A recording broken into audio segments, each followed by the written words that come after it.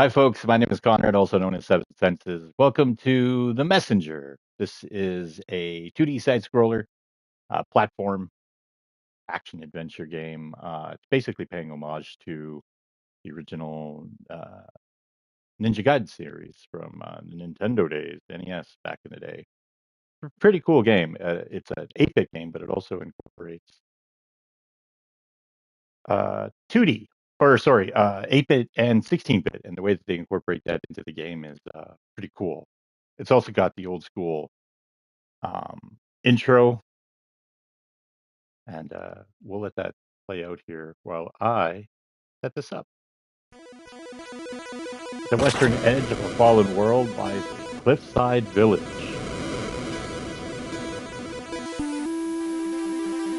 Harboring the last survivors of the human race, those who chose exile over death. They train day and night, confined to their hideout, their legacy curse, survival, their sole purpose. Legend warns of the demon army, bound to strike again, eager to completely eradicate humans. Fortunately, legend also tells of a hero flying in from the western ocean to bring protection and knowledge. On a day that begins like so many others, a young ninja is about to be visited by the western hero and sent on a perilous journey into the merciless world to carry a scroll paramount to clan survival. Yeah.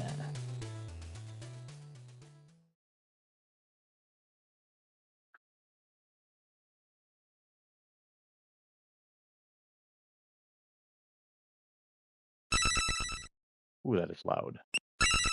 Oh, that is very loud.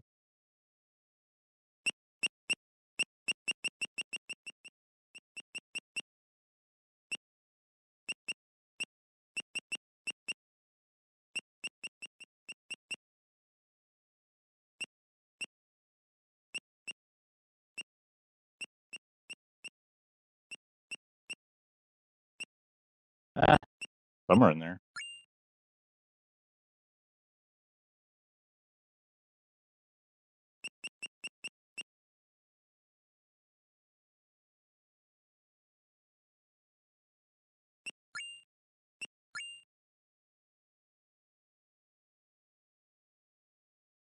Du- du- du- du- du.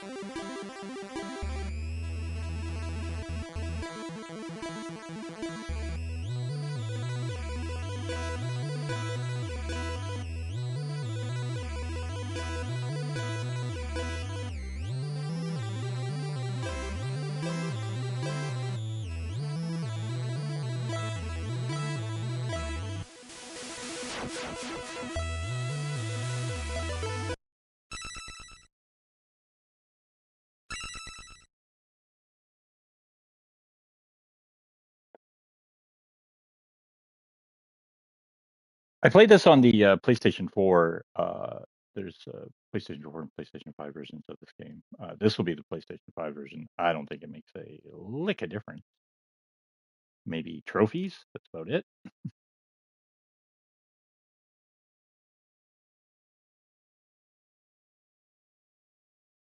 Yeah. Okay.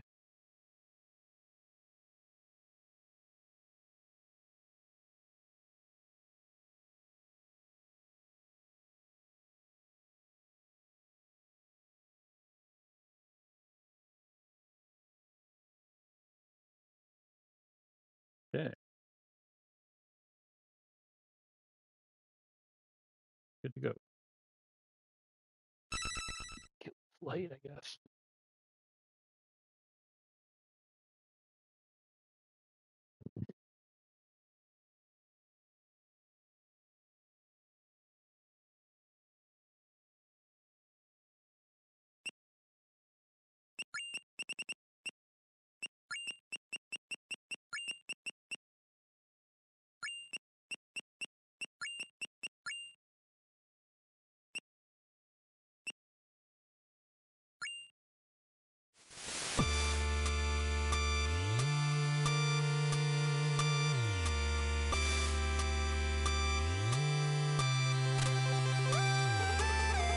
Another day and still no sign of the so-called Western hero. Training used to be fun, but all we do now is memorize boring prophecies. Demon army this and mag scroll that. Nothing's happened in centuries, so why are we still hiding? I wish I could just leave this place to explore the world. Gather round, everyone. History lesson is about to begin. Oh, great. Another lecture.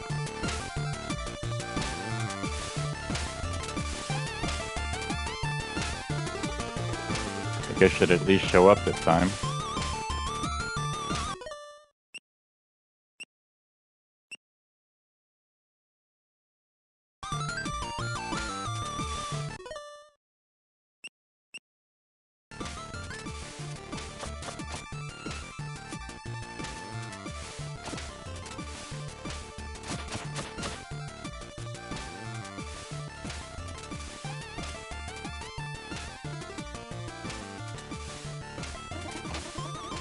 Right on time to try the new course. Show us your cloud step technique.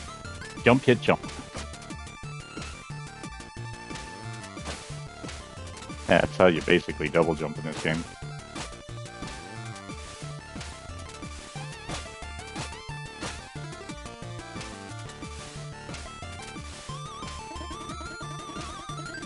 Well, look who decided to grace us with their presence. Have you done your reading? Ever the rebel. What's the point? All we do is rot in this hideout anyways. I see that the importance of our ancestors' wisdom is lost on you, but let me reassure you, or assure you, that the threat of the demon army is very real. And should they...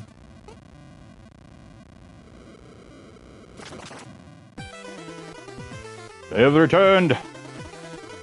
This is all wrong. The Western hero was supposed to save us. Watch out!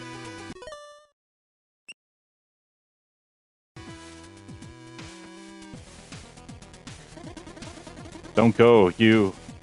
We're not ready.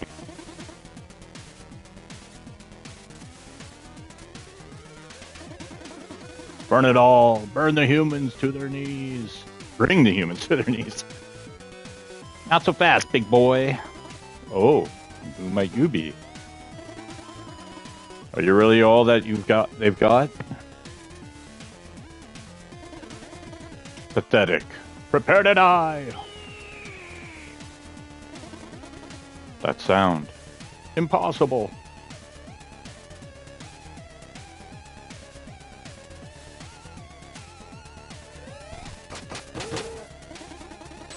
It seems luck is with you this day.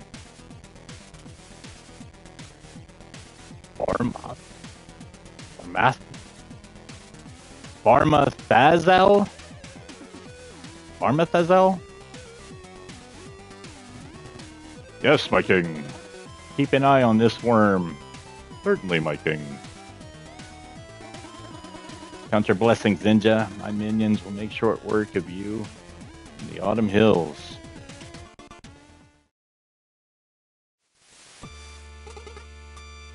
Are you the Western hero?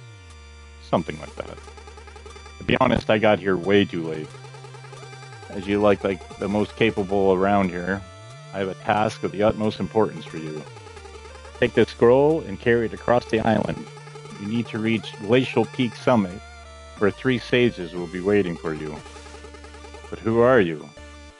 And why is this scroll so important? You'll find answers along the way. Head for the village gate now. The Shroud of Night will be your only protection to make it through the autumn hills. Godspeed, messenger. You got the scroll. You've been chosen to be the messenger, tasked with carrying the scroll across your cursed world.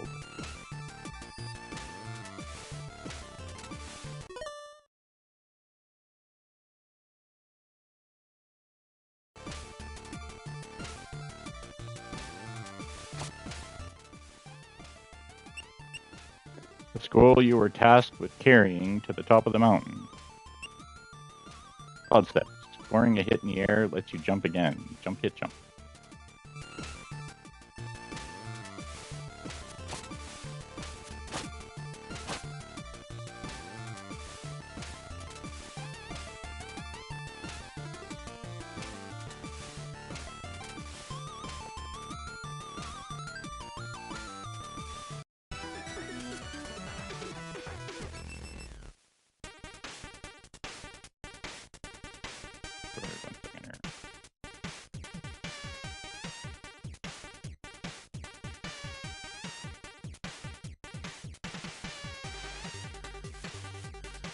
Wait, they.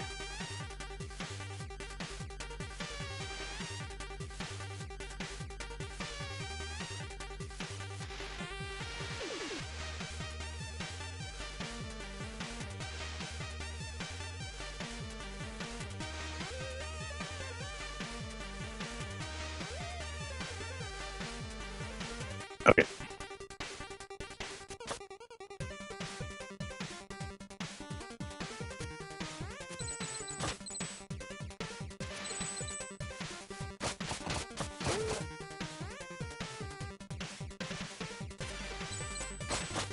Oh, and like Castlevania Symphony of the Night, entering a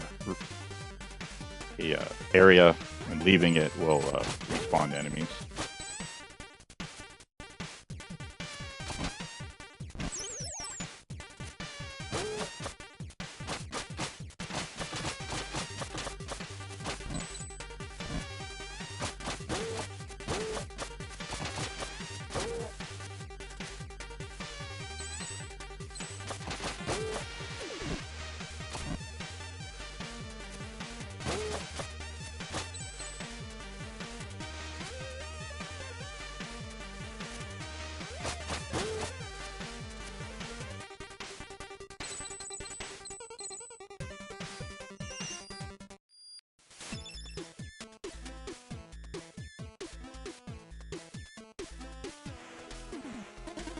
Ah, the messenger. I wasn't expecting you so soon.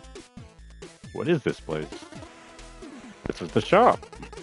Doesn't look like a shop. Do I look like a shopkeeper? Anyways. So I'm this mystic character who will be mentoring you and supporting you on your epic quest to save the world. All you need to do is take the scroll to the top of the faraway mountain where the 3 sages, from my order, will be waiting for you. Your order. Slow down. That's way too much text for one dialogue box. Look, just keep going eastwards and make sure you grab all these time shards you see lying around. I can use them to upgrade your abilities and artifacts. First one is on the house. Enjoy. Got the climbing claws. Press against the walls while airborne to stick to them. Need anything? Attack enemy projectiles or HP. Attack enemy projectiles. Empower your attacks, letting you destroy any projectiles. You can even cloud step off them. That's cool.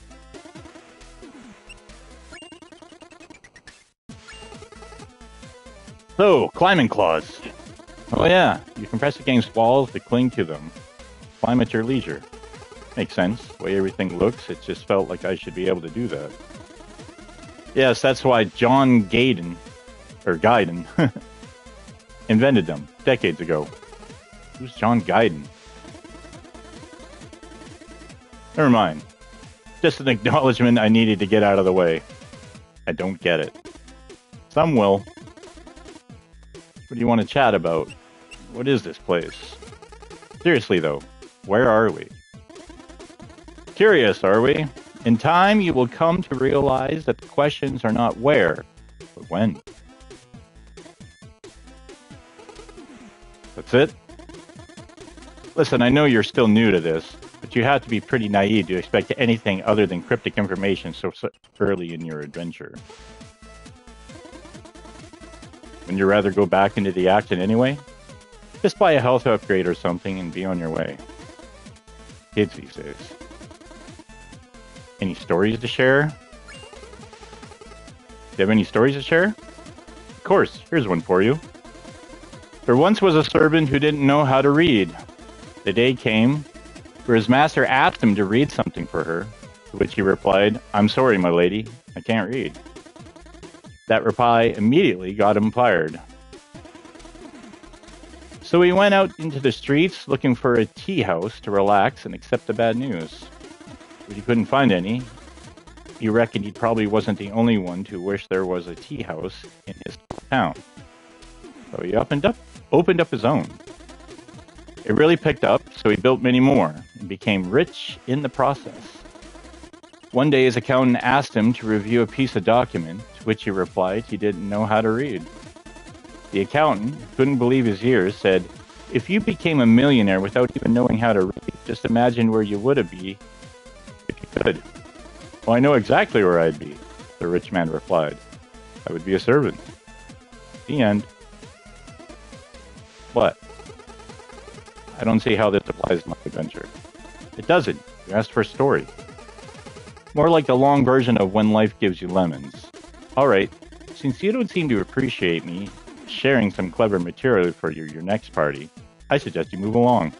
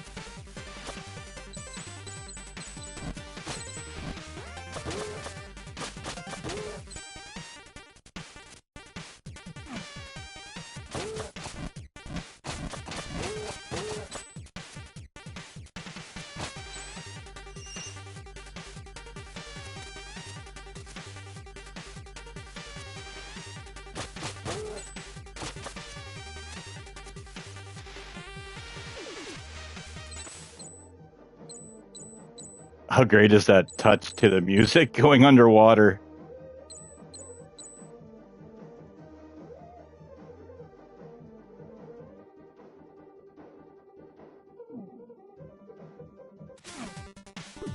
Oh, you fucker.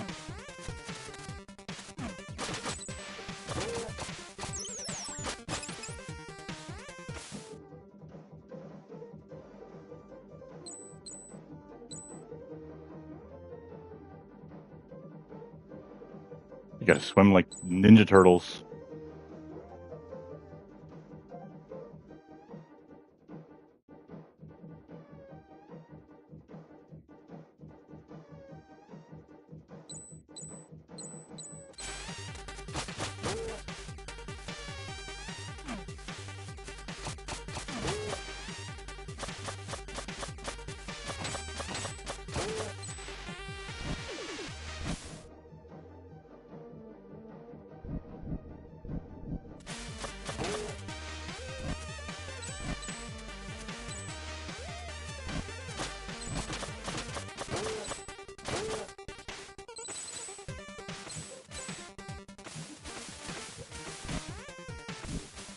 Oh, you just have to, don't even leave the room, just leave the screen area. I guess this is how you can, like, bring fireballs over to other areas if you need to, like, cloud step off of stuff.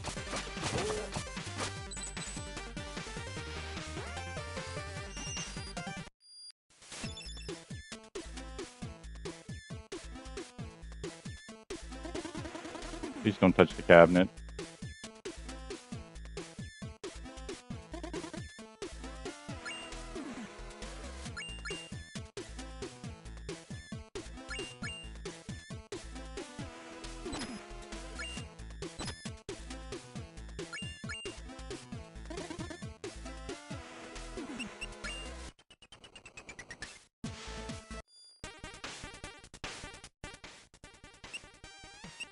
So we got energy shuriken, ranged attack. Tap into your mind's key charges, allowing you to throw energy shurikens with triangle.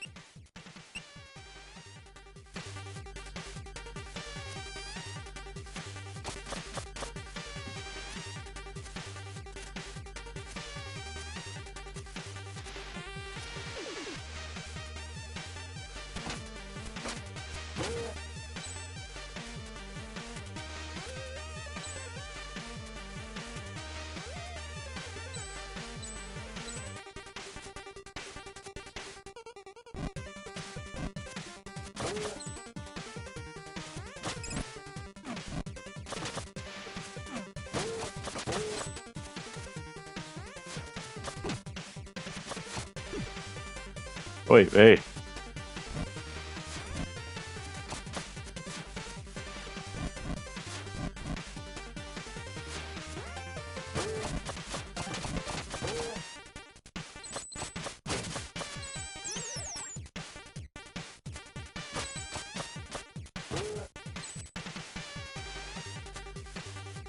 Yeah, see right here. You can go up here.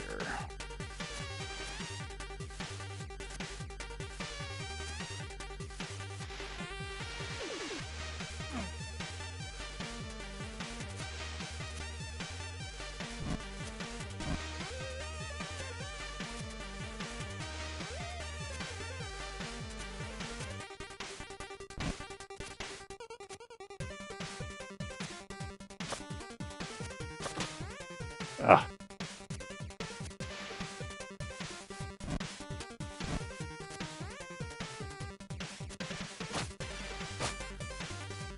Definitely need to be a lot closer for that to work.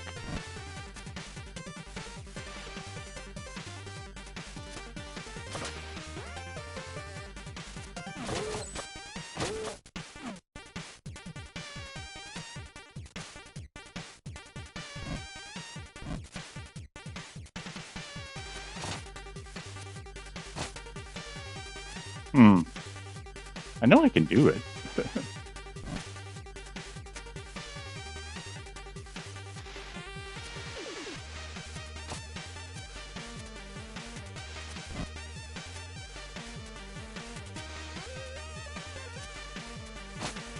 Oh, forget it.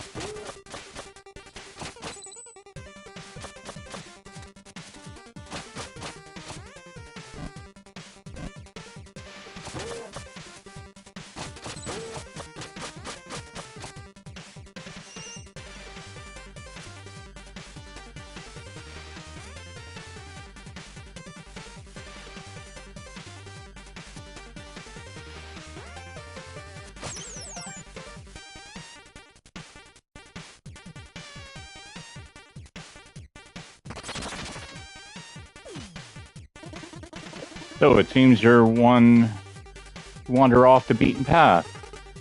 What was that big green object? Oh, you mean that thing you just smashed instead of collecting? It's a power seal. There are many others like this one, but to be honest, I'm not really sure what they do. I can tell you that finding them all is optional, but if you're the kind of adventurer that likes to go for the extra challenge, you'll want to keep an eye out for hidden rooms. And who knows, it may or may not unlock an overpowered upgrade.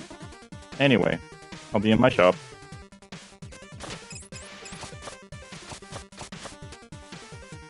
Oh.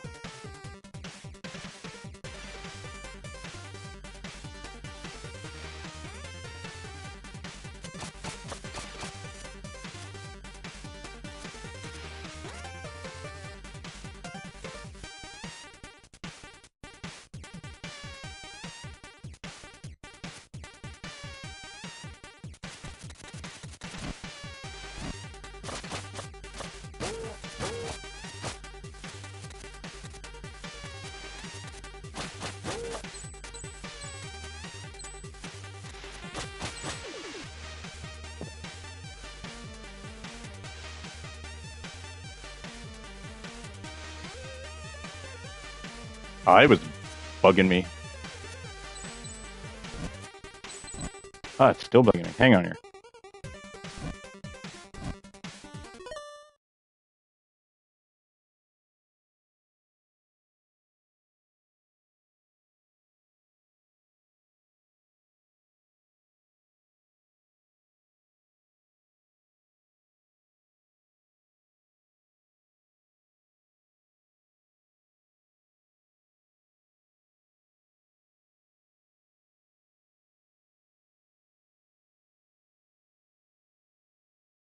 Jesus.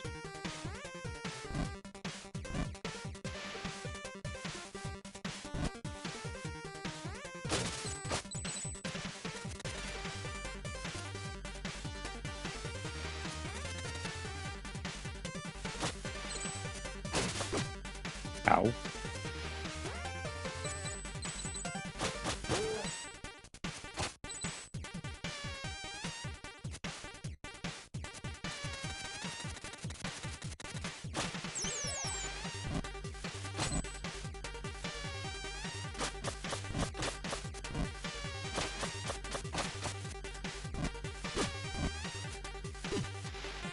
Jesus.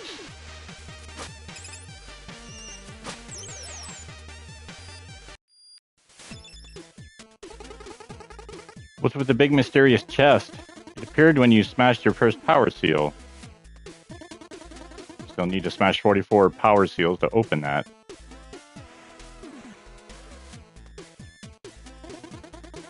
Don't touch the cabinet. Need anything?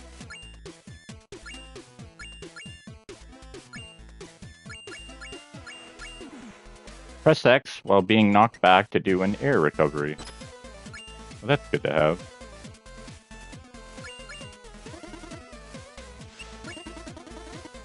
Level boss. Looks like you're almost at the end of this area. Did I forget to mention there is a giant leaf monster guarding the exit? You did. That look on your face. Don't worry, my dear adventurer. Leaf monsters only come out during a full moon. Oh. Is it a full moon right now? Yes. Oh, that's... I didn't mean to... Well... Good luck.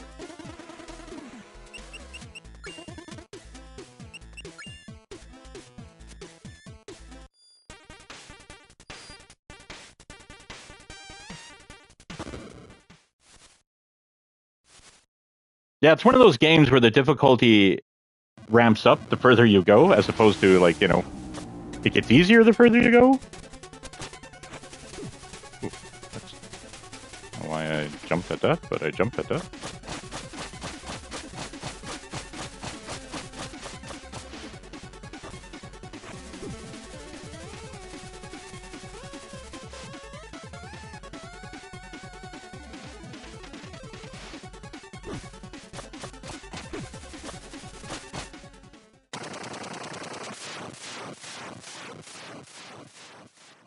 I mean, he's made out of leaves.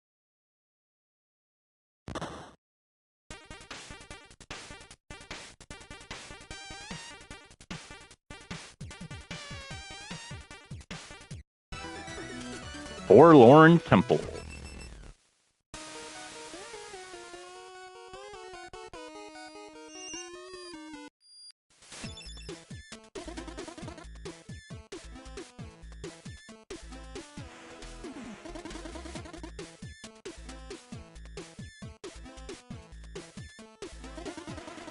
I already told you the cabinet is off limits. Believe me, you're not ready for what's in there. Think you can just barge into my lab and go through my stuff like you own the place?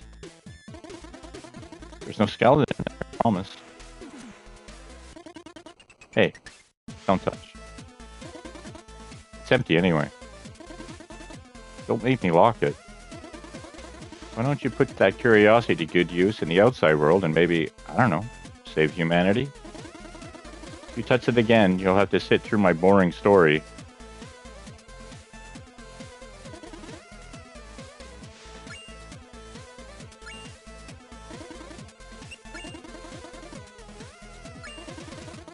Forlorn Temple, huh?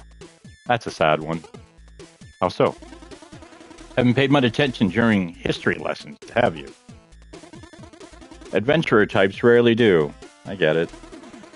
So the short of it is, that four-headed monster would have killed you earlier if that cooler than your hero hadn't intervened. That's the Demon King. He brought his army to this human realm many centuries ago and destroyed their stronghold, forcing them to retreat into hiding. He's been sitting on their throne ever since. I mean, this is all that is left of the human legacy? For what it's worth, I'm sorry. No way. I will go and take down that Demon King right now. You wouldn't be the first to try. Well, can't just stand by while some evil monster gloats over my people's misery. You're still too weak to consider taking on even his second in command. I'm going. Bet you can't even make it to the entrance without falling into the pit. Watch me. Oh, I will. You have any stories to share? Of course. Here's one for you. There once was a princess looking for a suitable husband. She sent an invitation to all neighboring princes, saying that the main trait she was looking for was sensitivity. Contenders came and went, attempting to pass her test. You will be my guest tonight, the princess would explain. All you need to do is sleep on a pile of mattresses. The next morning, she would ask them how their night was. I had the best sleep of my life. Each would reply, confident they had proved they didn't fear the dark, or that they could be easy guests. They were all promptly dismissed. One day, an especially sensitive prince reported he couldn't sleep at all. I don't know what was up with that pile of mattresses, he went on. It looked comfortable enough, and when I laid on it, it was like I had a fork stuck in my kidney. They got married the next day. Oh, everyone knows that story.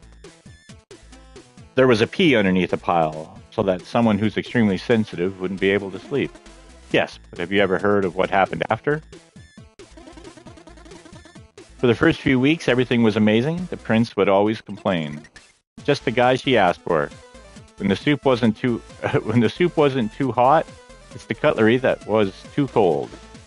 When the music wasn't too loud, the paintings were uninspired. And when the clothes weren't itchy, the poems were predictable. Till one day, just like that, it dawned on the princess that she was in a toxic relationship. Not only was her husband a drag, she was voluntarily picked him from exactly that reason. It dawned on her just like that. This whole love story was nothing more than two people whose dysfunctions matched like puzzle pieces. Incredibly humble by regal standards, she realized that she was the only constant in all her problems, delved into personal growth, and got a divorce. She lived happily ever after. The end.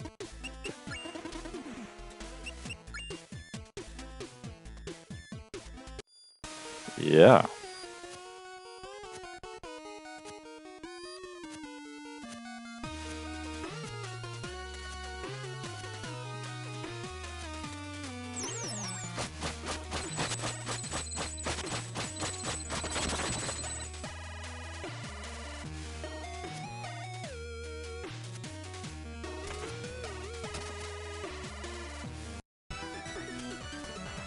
Catacomb.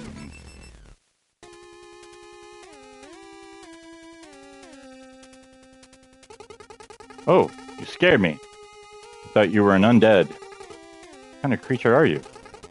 You've never heard of a Bobkin? Bobkin? We are a tribe of builders, technically very hardworking, but every one of us is cursed by a unique fear, which we are named after. What's your name? Necro. Necro. So you fear the dead have somehow ended up in the catacombs? Ironic, isn't it? I fell while trying to repair the temple ruins above and was instantly paralyzed by all this morbidity. Anyway, thanks for snapping me out of it. I really should get back to work.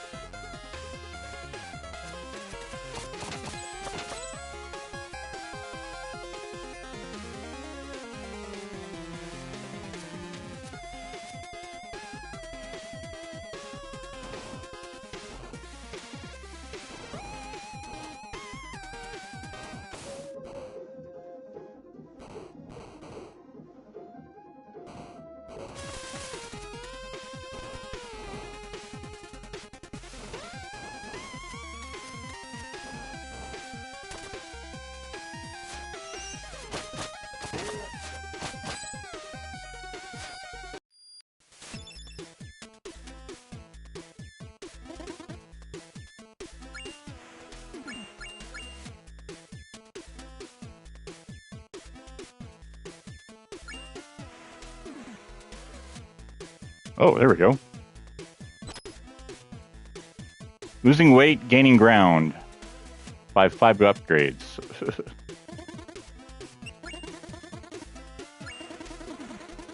Hey, how did that epic raid on the Demon King go? Did you manage to save the world and restore your people's honor? It's not fair, the bridge is in shambles. Well, we wouldn't have much of an adventure if you faced off against the big villain right away, now would we? Hey, you made it to the catacombs. Okay, anything I should know? Not really. It's pretty standard stuff. Skeletons. And bats. Oh, evil wizards, too. You bet. Necromancer even took over. Spooky. Cliched. I suggest you get this area out of the way. There are more original ones lined up. What do you do here? I study magic. Can you teach me? Not really. Why not? Because you're not ready. Ready for what? For magic. Come on, you just asked. No, but I mean... Believe me, learning magic is a lot harder than following a conversation.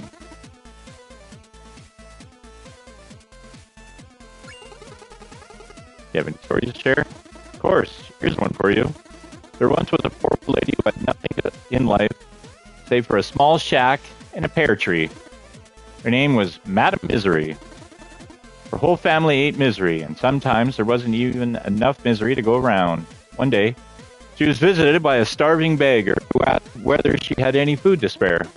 She didn't, but her heart was as big as her situation was unfortunate. So she served the beggar a few clumps out of the tasteless broth she had simmering, and invited him to help himself to a few pears. The beggar removed his cloak, revealing himself to be a deity.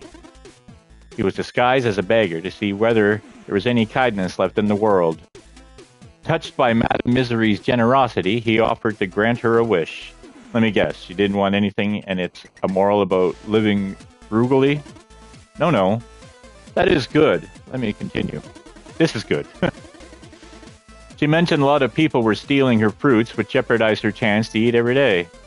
Her wish was simple, an enchantment on her pear tree so that it would trap anyone who stole from it until she decided to free them. The divine visitor granted her wish and took his leave. Time went by and she scolded many thieves, but soon realized that most of them were starving children. She decided to take it upon herself to feed and educate them, and soon became the pillar of a thriving new generation. Ever happy and generous, Madame Misery got so old that her face looked like an elephant's knee. And then one day, death came for her. Death, following the protocol, inquired about her last request. "I would like to eat one last pear from my tree," she said. "Would you be kind enough to grab one for me?" Death climbed into the tree and grabbed a pear, getting trapped in the process. The old lady decided never to let Death out of the trap, and since then there has been misery in the world. The end. Right? What's the moral? Being selfless justifies being selfish later? Generosity begets misery? I don't know. It's a fairy tale for kids. I just thought the idea of death trapped in a pear tree was interesting.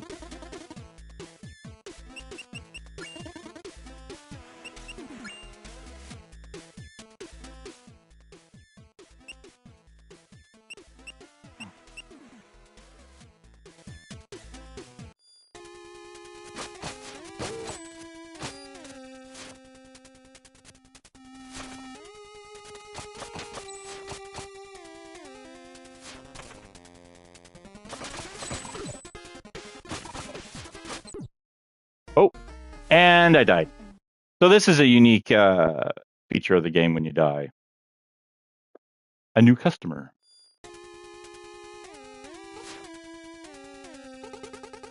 What happened? I almost died just there. Strictly speaking, you did. Huh? But how? My name's Quarble. Quarble? At your service. I'm the one you never would have met had you any skills. The gist of it is, I have a magic ring that allows me to control space and time. So whenever you are about to die, I will appear to stop everything and teleport you back to the latest checkpoint. Okay, what's the catch? Well, for one, you will still feel agonizing pain every single time. Also, I'm keeping track of your debt in my little notepad. So I'll stick around to steal your loot until either we're even or I'm bored. I mean, I can't let you die if you prefer. Seems we have a deal. Glad we see eye to eye. Carry on then.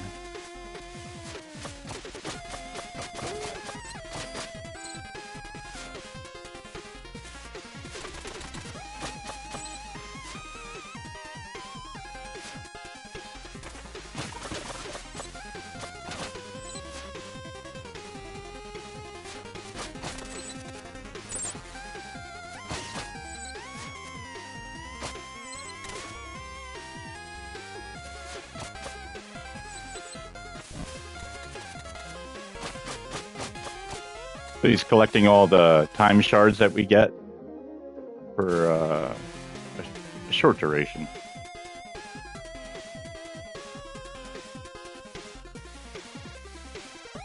Oh, gotta jump.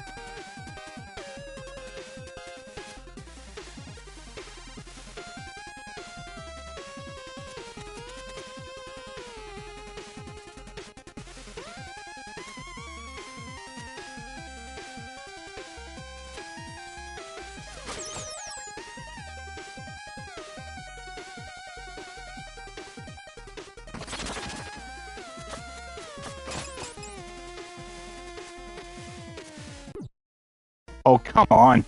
Get caught in a pinch point. And then I said, look, you either put your socks on or your sandals, but you can't do both. Oh, sorry.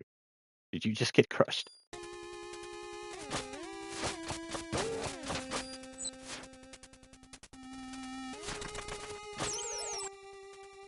Well, at least it recognizes that I still had the power seal collected.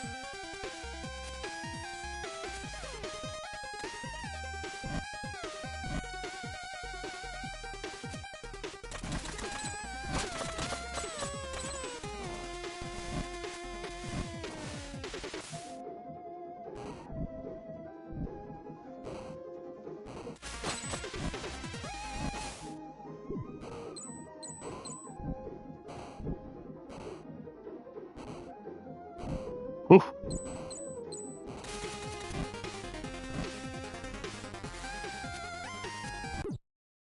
Huh. What the fuck? You couldn't jump up. Oy.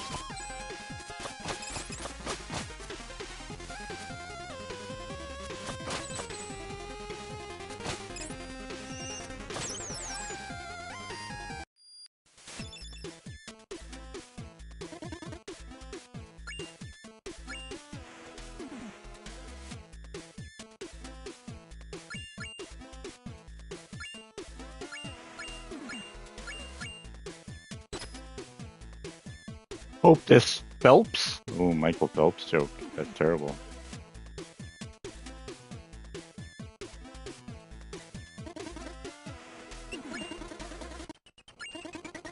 I believe you have reached the necromancer's doorstep. Any advice? Very little is known about this villain. Okay, so no advice. Dodging anything that looks like evil magic would be a good start. Wow, great help. Well, I also recommend looking at my inventory. Really appreciate all the support. Look, the necromancer is a newcomer. All we know for now is that he plans on taking over the world with his undead army. All we know? Sorry, I meant I. All I know. I'm totally on my own here.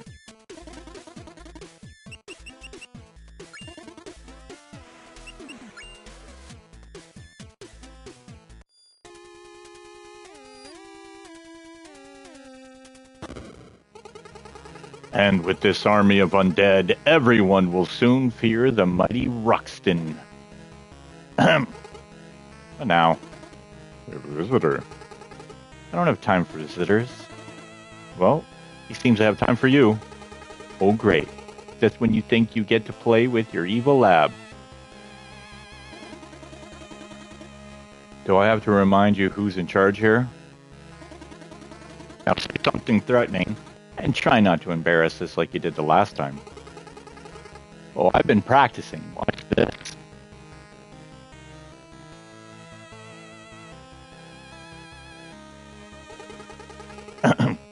Who dares enter my lair? Uh-oh. It's that. The messenger? Looks like it. What do we do? Steal the scroll, of course. Good plan. On guard. Face the might of Ruxton the Great.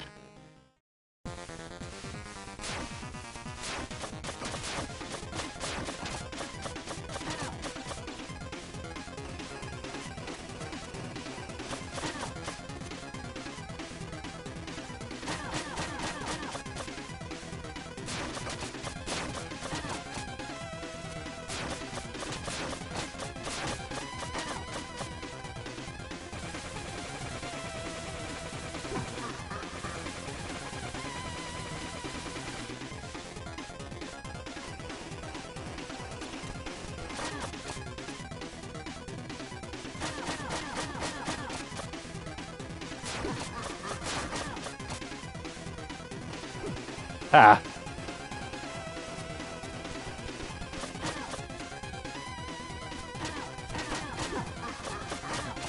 Don't touch him.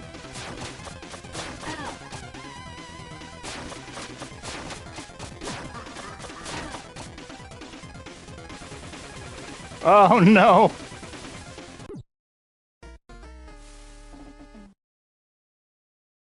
Clearly they have never heard of Don't Shoot the Messenger.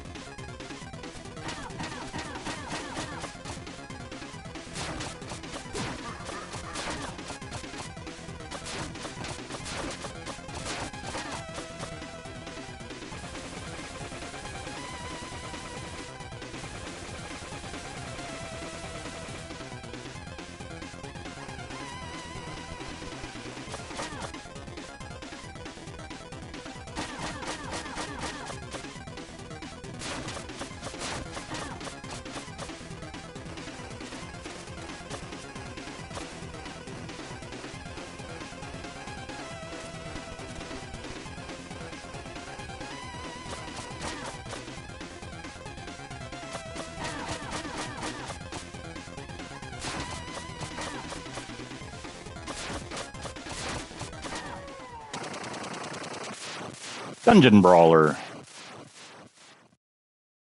Beat the Necromancer. I yield. Wait, I don't. It's over. This evil thing is clearly not working out for us, no matter how many skulls we slap onto ourselves. Any suggestions then? I'm listening. I don't know. Just something else. Like what? Introspection would be a good start. What has all this brought us, really? Ridiculous. I'm sticking to evil. Oh, yeah? And how are you going to accomplish anything if I'm not carrying you? Well, I could. That's. Yeah, that's a good point, actually. It's settled then. Carry on, messenger. We promise not to cause the world any harm.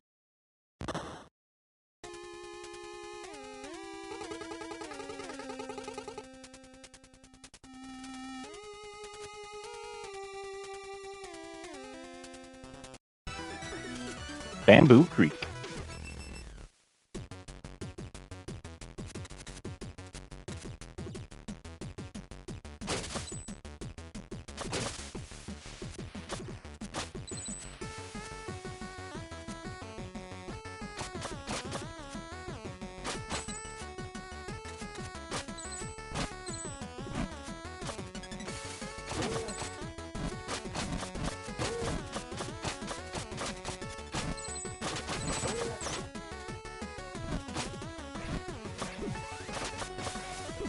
Oh my god.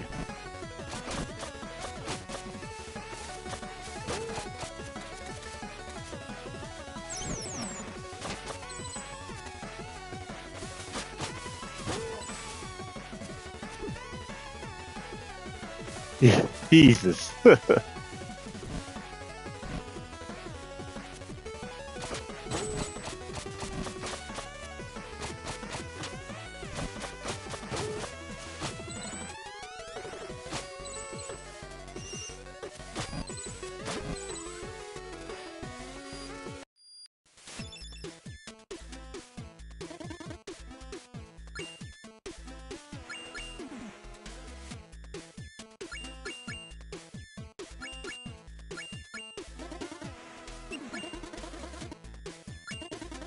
Bamboo Creek. That must be a sight for some sore eyes after your trek in the catacombs. Sure is. Do make the best of it. This place is as close to a day off as you'll get on this adventure. I'll try. I just didn't know something so cheerful existed. Heh. I guess that says more about your mindset than about the world. About time shards. What are these crystals I'm collecting? So you're a touch the unidentified magic object first and ask questions later kind of guy. They're time shards. I can use them to augment your abilities. How does it work? Exactly the way we have been doing it so far. You select what you want and give me the required amount of shards so I can do my thing. I meant the spell itself. It's complicated. But I'm curious. And I'm busy. What do you want to chat about? Any stories to share? But now is not the time. Why not? You're in Bamboo Creek. This is as sunny as it gets in this here cursed world. So I suggest you take the opportunity to play outside. Bye now.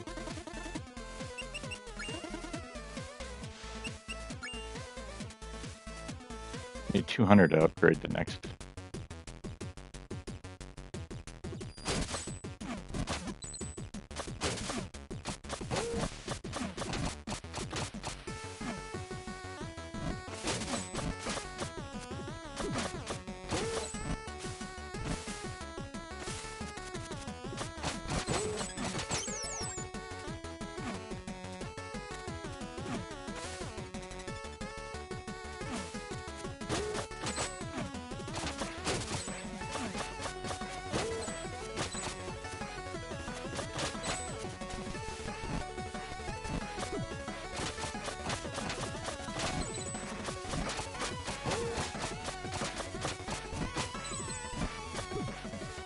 My god.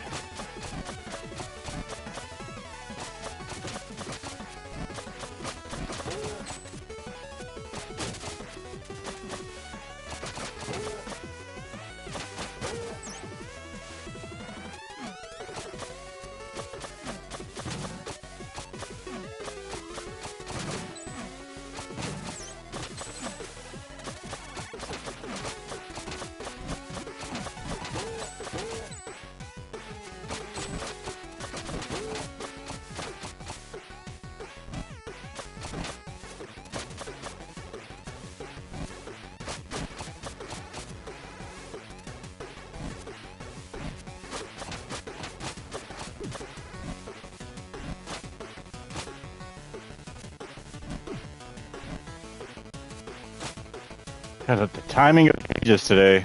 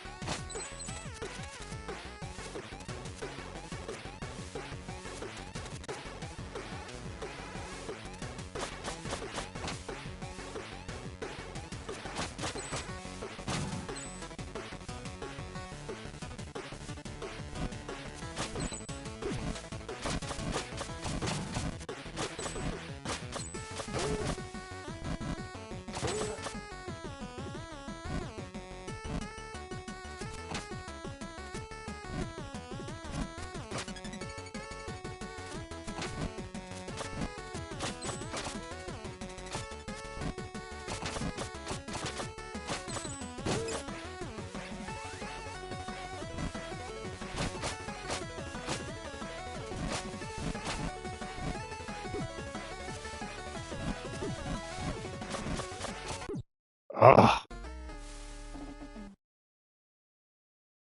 Oh, hi, I'm Corbel's coworker, Quibble. Apparently, I just had to see the face you make when you fall into a pit. Priceless indeed.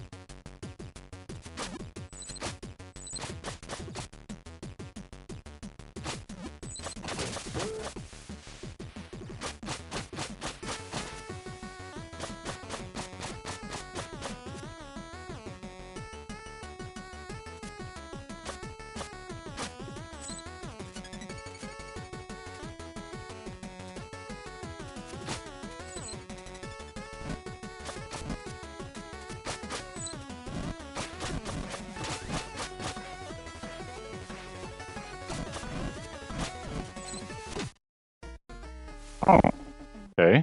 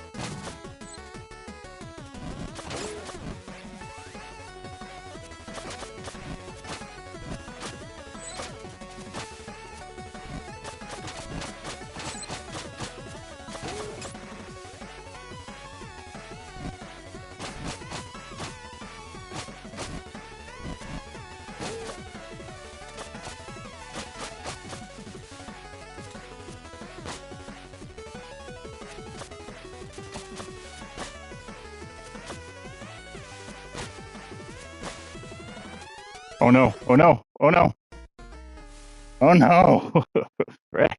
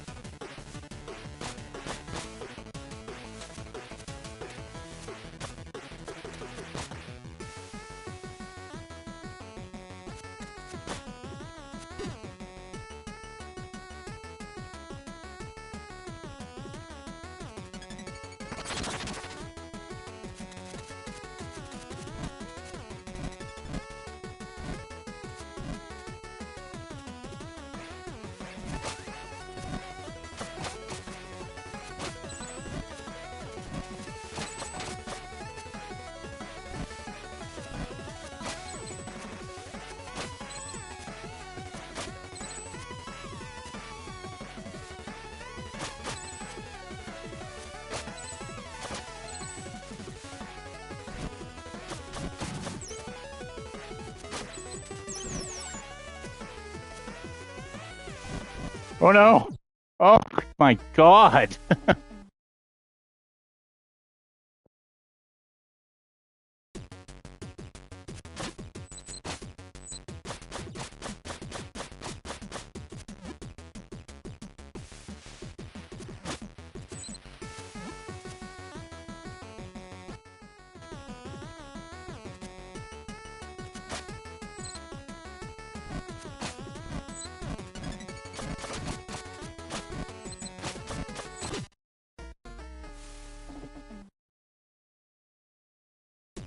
Doing a great job today.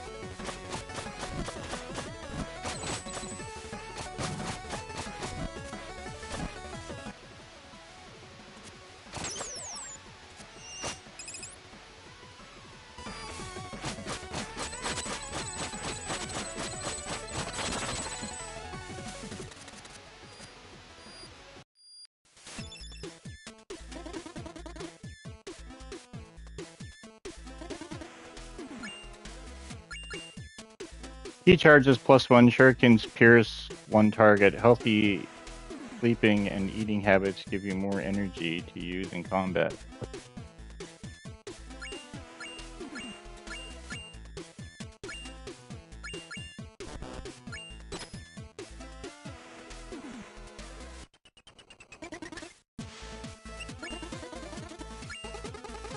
But guess the boss is up next. The boss in Bamboo Creek? That's a good one. Well, with the layout, you know, perfectly centered gates, symmetrical lanterns, no scrolling. I just thought, look, you're perfectly free to hallucinate patterns and try to make sense of them. But I believe I told you this place was like your day off. So? Well, would you fight a boss on your day off? Exactly. Oops.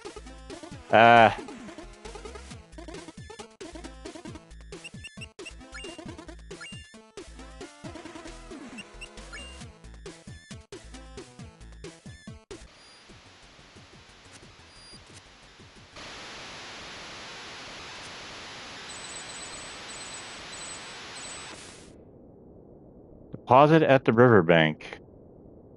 Jump down the big waterfall.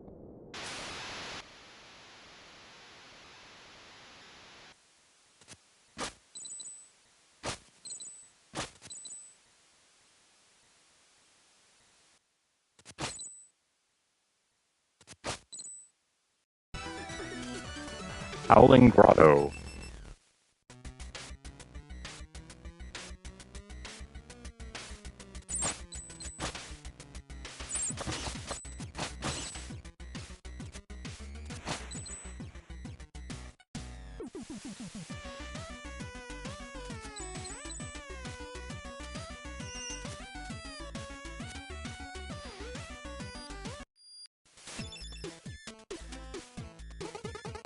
I fell in a pit. You did. That gap is way too wide. There's no way I can make the jump. This reminds me of a story. A long time ago, warriors of the Squirrel Clan invented a way to soar through the skies, touching on a freedom humans could seldom dream of. Some would mistake them for gods. Incredible. Yeah, whatever. Here's a wingsuit. Press and hold X while airborne to glide, deploy over geysers, to fly upwards.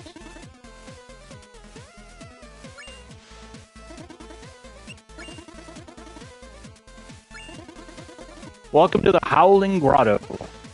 People live here? Some cave-dwelling creatures used to a long time ago. They built structures from the streams of emeralds running through the rock and believed the wind was the breath of a god. Anything I should know? Not really, other than it's gliding time. Well, that wingsuit I gave you. Yeah? Sorry. I don't have enough contextual data. I meant to say something that would make sense regardless of whether you already used the wingsuit to ride the wind tunnels. You're being awkward now. What's wrong with you? I gave you something that virtually lets you fly and you'd rather stay here and chat. Thanks for the wingsuit. You bet. Don't forget to try it out by pressing and holding X while airborne. Why was it free and not the other upgrades? Because it was mandatory for your progression. You can't save the world in a pit. Will there be more freebies in the future? There's only one way to find out, now isn't there? What do you mean? I mean you should carry on with your quest while letting your heart know for sure. This is your cursed world, and its inhabitants have a lot of surprises left in store for you. Do you have any stories to share? Of course, here's one for you. There once was a king who had a pretty rough time managing his emotions. Experiencing nothing but extremes, he would always feel either too excited or too depressed, which caused him to never get anything done. Just as he was about to lose all hope of getting his life together and be a viable ruler of his people, he was visited by the traveling relic hunter. To rid the king of his woes, the relic hunter gave him a magic ring, promising that it would make him sad when he is happy and happy when he is sad. It worked like a literal charm. The kingdom became very prosperous as a result. When the king passed away, the castle's wizards promptly grabbed the ring to finally try and understand the source of its power. As it turned out, the ring wasn't magic at all. But how would a non-magic ring make you sad when you are happy and happy when you are sad? Any guess? Not really. It had a small inscription that read, "This too shall pass." Whoa, that's deep. It's more than deep. I just gave you the cure for anxiety through a fairy tale. Thanks, shopkeeper. Hey now, don't push it.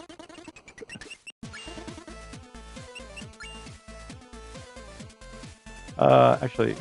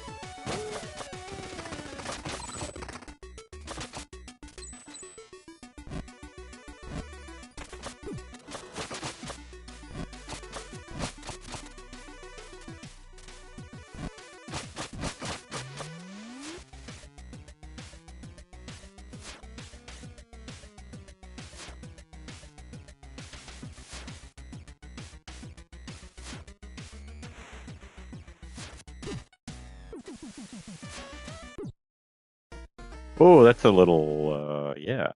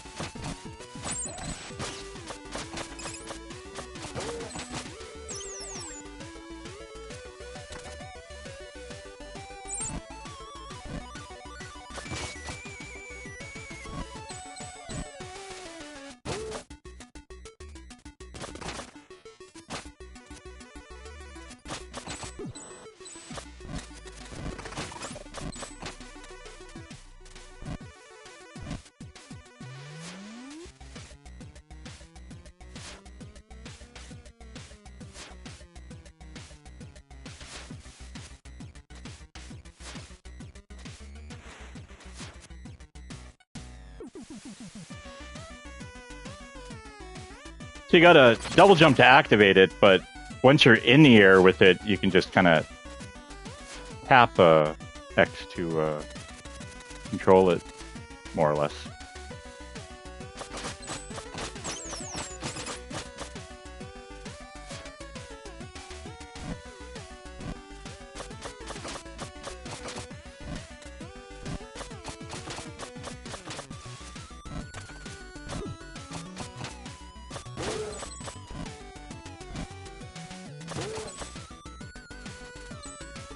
Yeah, once you're airborne.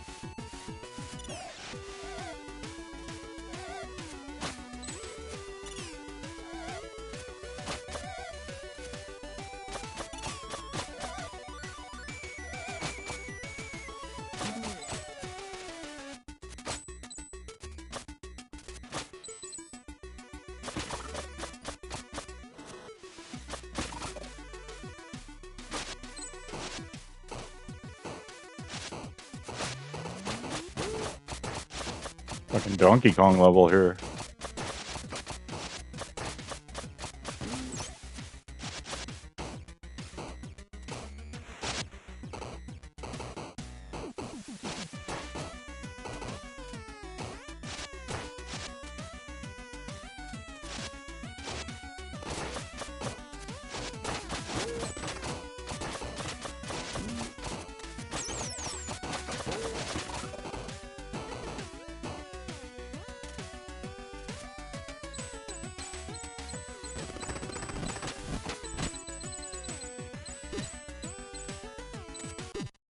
Ah!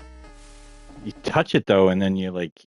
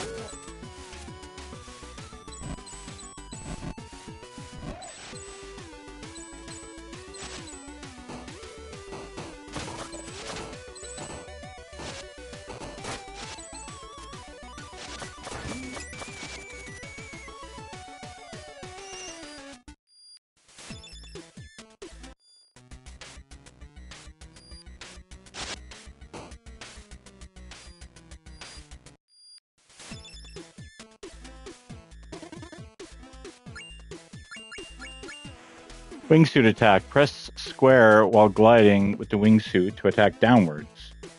Oh, okay.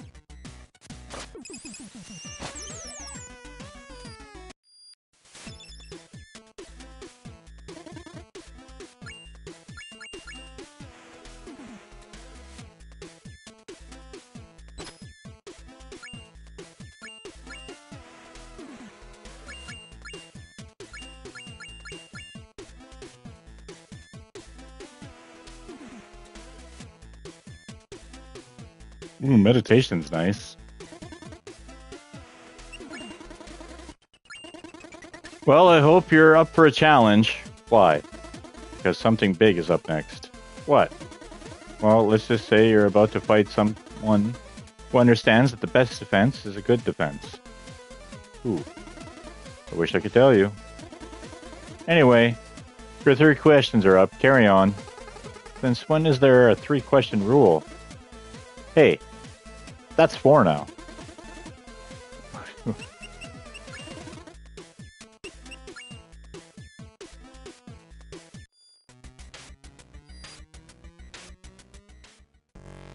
The boss design are pretty cool in this game. I mean, the first one's kind of lame, but the rest of them are pretty good. Gotta remember this pattern now.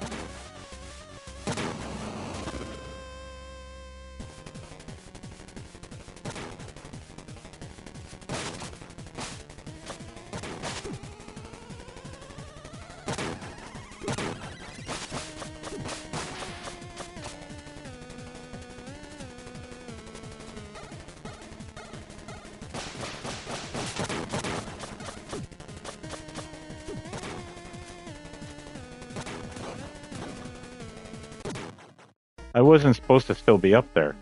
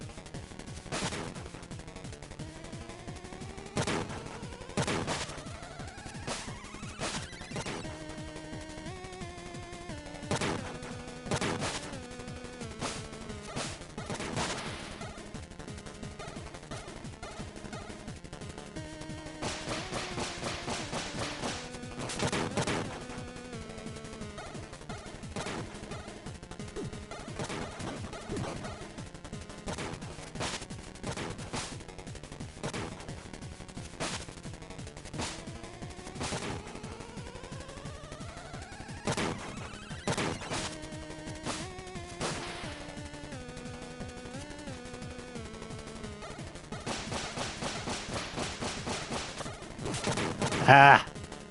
Thought I had another split second there.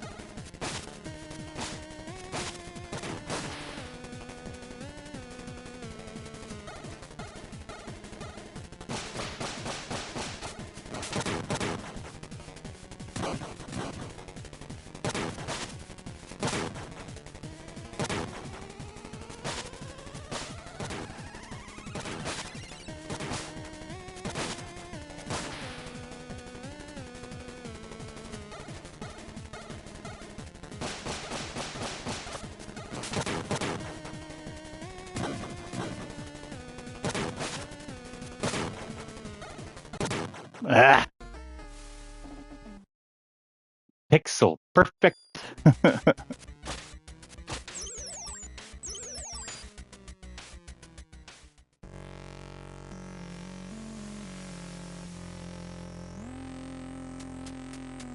You can be up against the spikes, you just can't touch the stone.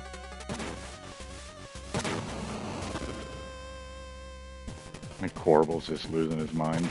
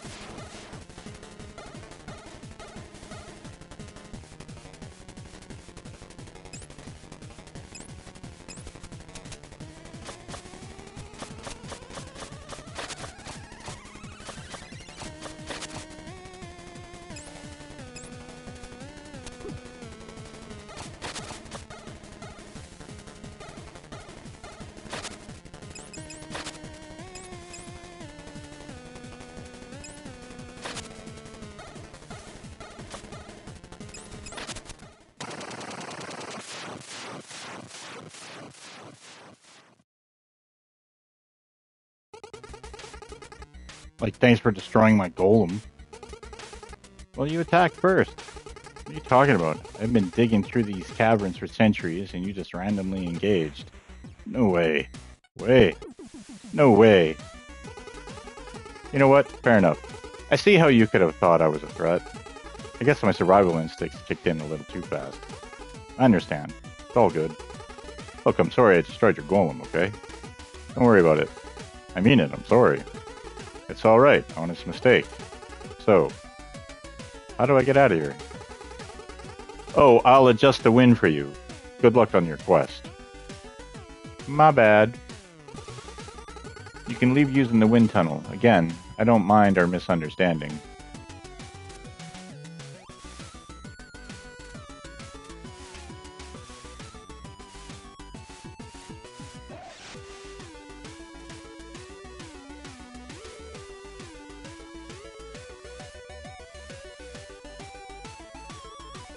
He's a little more upset than he let on. Quill Shroom Marsh.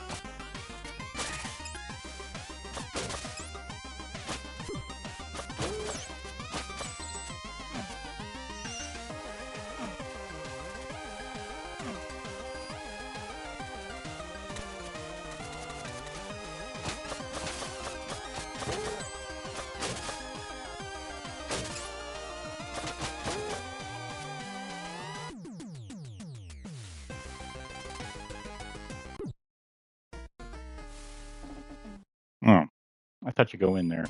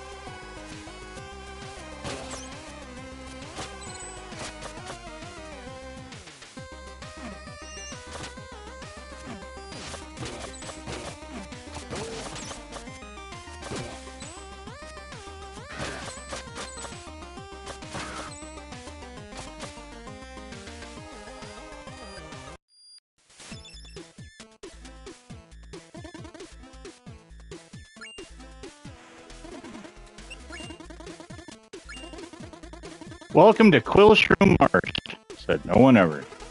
Yeah, this place is eerie. Tell me about it. I once had to look through the mud of an artifact. Gave up pretty quickly. For an artifact. What happened to this area? Legend says it used to be ruled by a monstrosity called the Primal Fear, till a brave monk defeated it. Those were very mighty indeed. With his final breath, the Primal Fear cursed the monk forever. Cursed? Legend also says that the monk still roams the marsh to this day, turning any trespassers into fungi. Oh, great. No one knows whether any of that is true, but yeah, I'd pick up the pace if I were you. Emerald Golem. I still can't believe you defeated the Emerald Golem. Did you get a chance to understand its motives? That thing wasn't evil. It's just digging away. What? You mean all these messengers that were killed? All a misunderstanding. Wow. Any stories to share? I'm gonna grab a drink here. Just 1 second. I'm parched.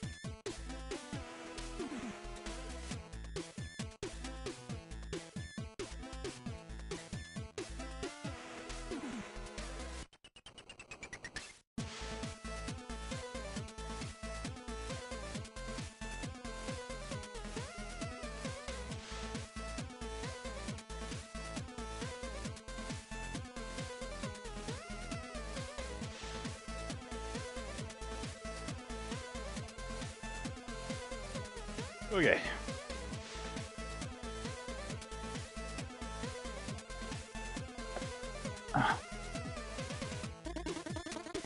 Here's one for you. There once was a messenger who kept asking for stories.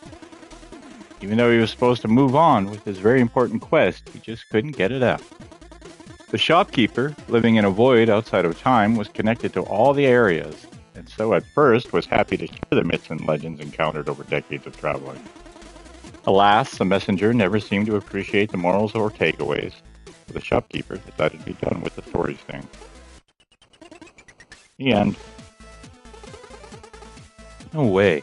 I like stories. Come on. Maybe later. We'll see.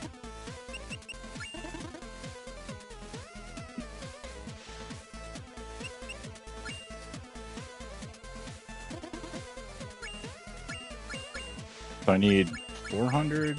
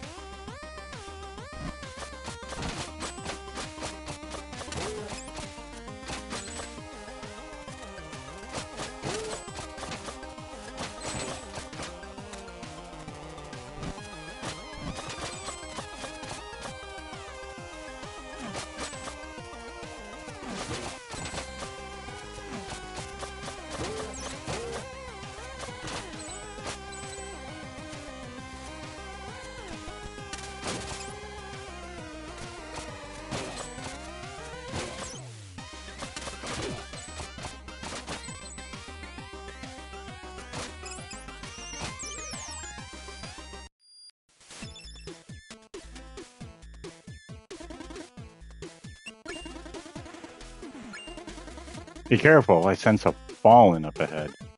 Fallen? It's how we call messengers whose quest came to a tragic end.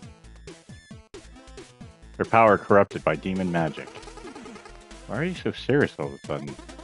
Because it doesn't get more serious than a rogue messenger about to unleash on you.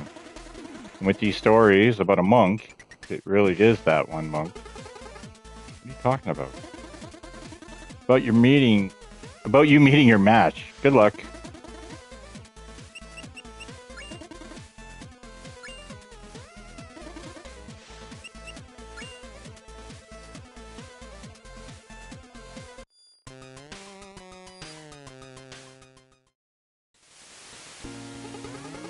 Well. Seems we have an intruder. You need to get out of here. This place is filled with monsters. Oh, did my quill shroom scare you? So it's true. Ha ha ha. Ha. Like my army? It's a shame, really, since you're about to join it. Wait, that scroll. It couldn't be. No, impossible. Kneel before your queen and receive the curse of quills.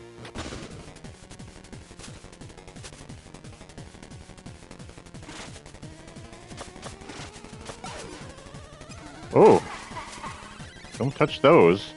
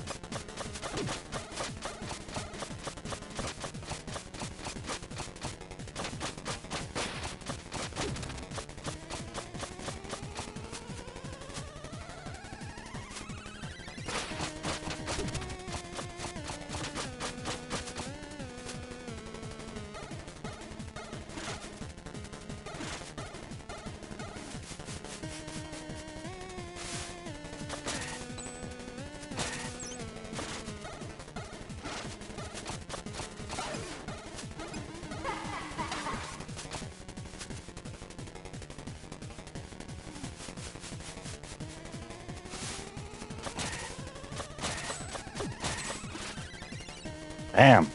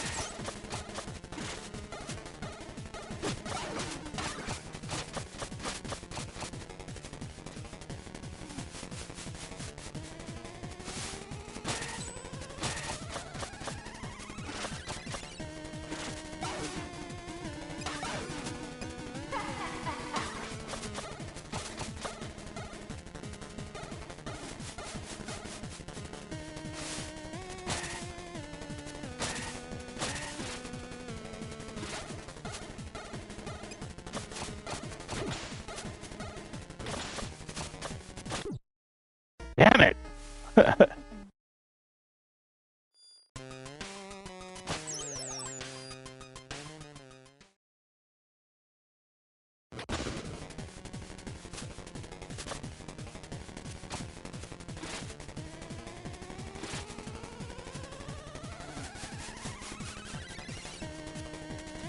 Ugh.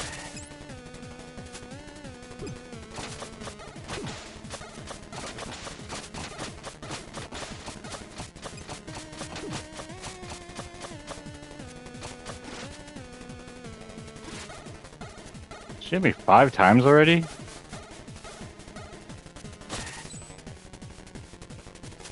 supposed to use that damn thing to get to her.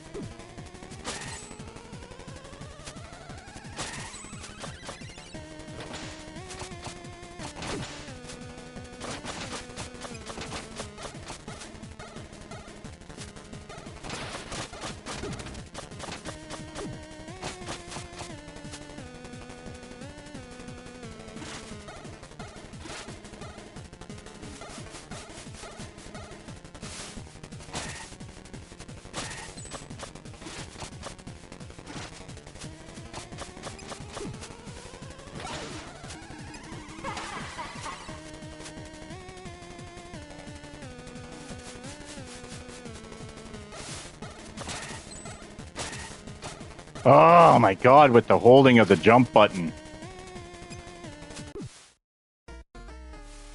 You like tap it and you just like the shallowest of jumps.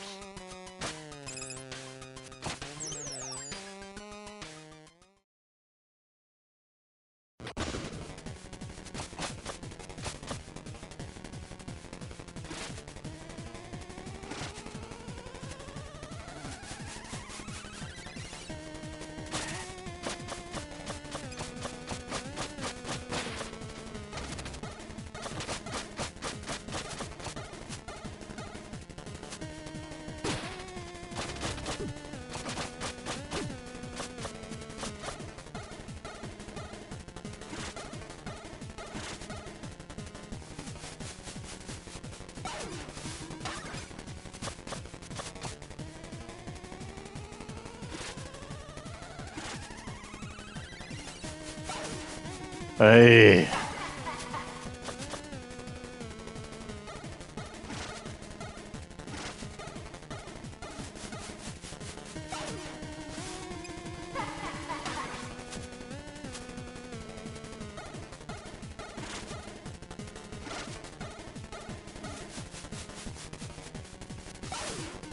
What the fuck?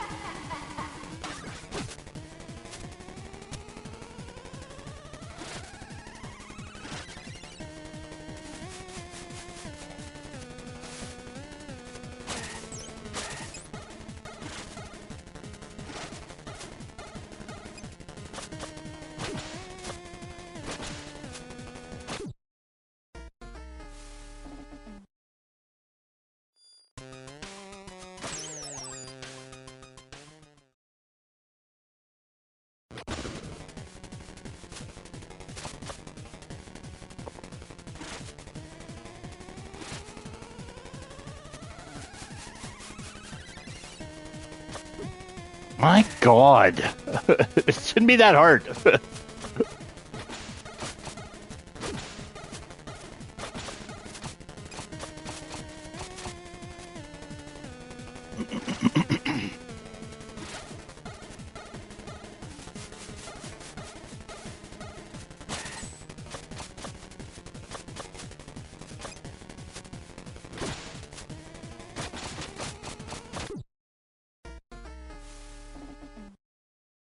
Not like you can block.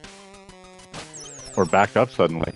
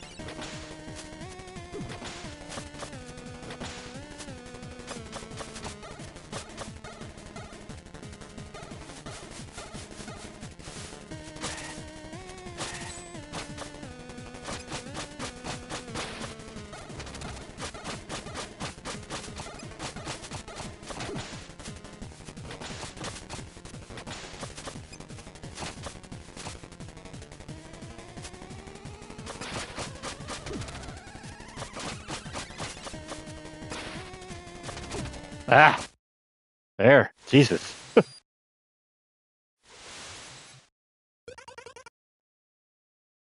Now, wait a second. Who do you think you are? I'm Quibble. Quibble? This name makes no sense. Why have I never seen you before? I was exiled a long time ago when I got cursed along with my messenger. That voice. Are you out of here? You bet. See you, sucker.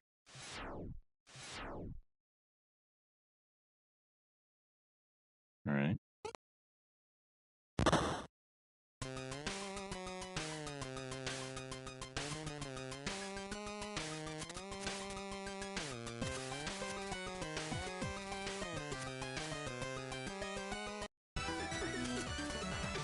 Clearing crags.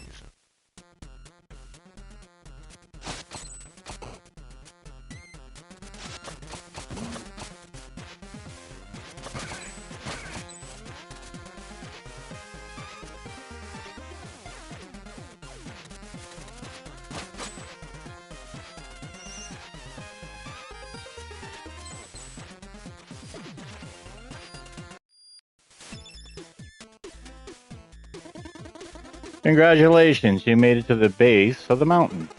Almost there. You know what this means? I don't know. Does it mean you have another dialogue trap for me?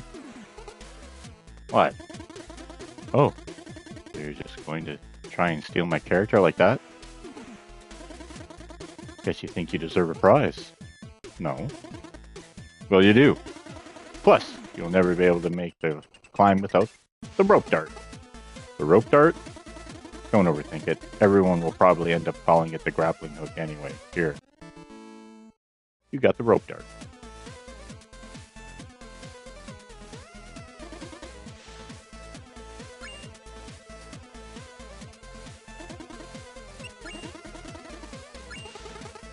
About that monk. It is as I feared. Our most promising messenger did not die, but was instead cursed forever. She became the Queen of Quills. How'd that happen? This is a tale for another time. Rope dart. So thanks for the rope dart. Oh, you think that was an awkward interaction? You could say that. Clearly, you've never had to tell your boss that your little experiment went wrong, permanently impacting one of your colleagues. Hey, I heard that.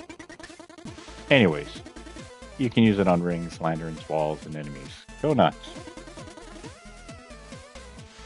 Any stories to share? Of course, here's one for you. The story I once told a guy that hooked me up with music for my shop. There once was a village struggling to figure out who the werewolf was. People kept dying every full moon, kept gorily, and very gorily at that. One day, a brave young couple decided to venture into the woods. He would be the hunter, and she the bait. As one would expect from such a cliched setting, they got separated, and our hunter faced off almost against the beast, alone against the beast near a cliff. After 15 minutes of a literal uphill battle, the hunter managed to chop off the werewolf's paw with his axe, just as it was attempting to choke him. The hunter then ran for his life, severed paw still clutched to his throat. By the time he got home, the sun was up, and he found his fiancée bleeding, also badly wounded. The paw on his throat had reverted to its human form. In that moment, he noticed it was wearing a ring he had purchased a few days ago. The end. Whoa, that was spooky. I'm still looking for a title. Any suggestions? What about The Werewolf Bride? Wow, great idea. Really? No, not really. You put that reveal in the title.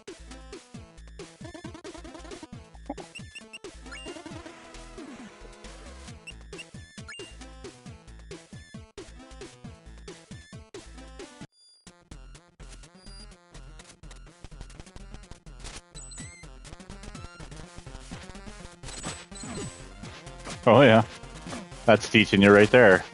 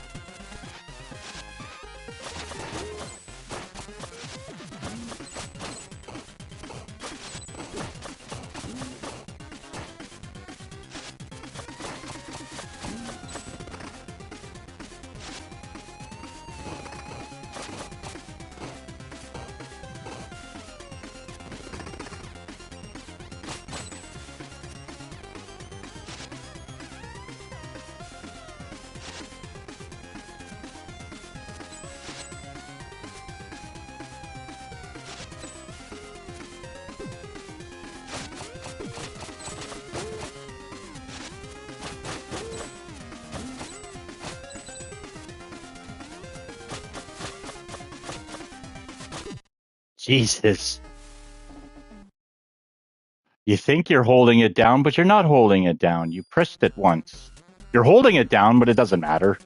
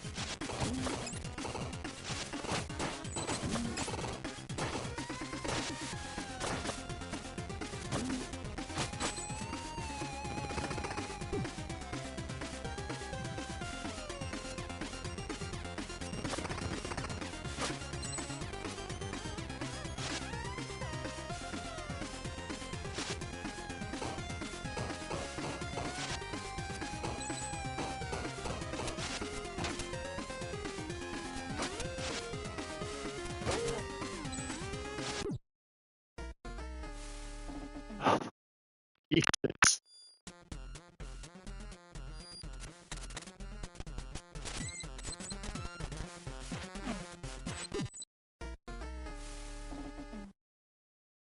Well, it's working out well.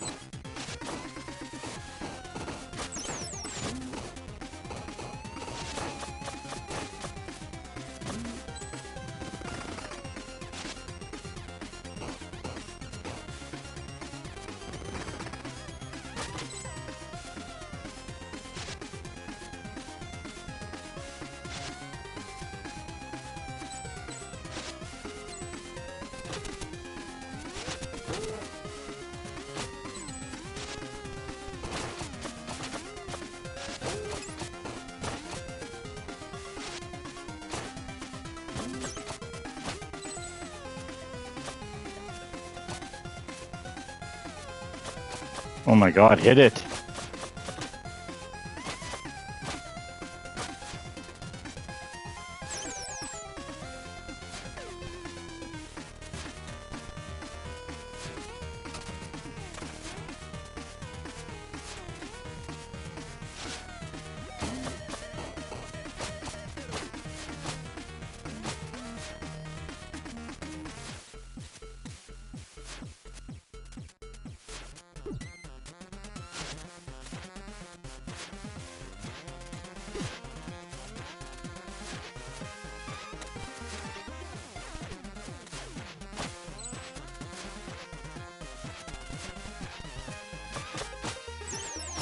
Oh, thank God.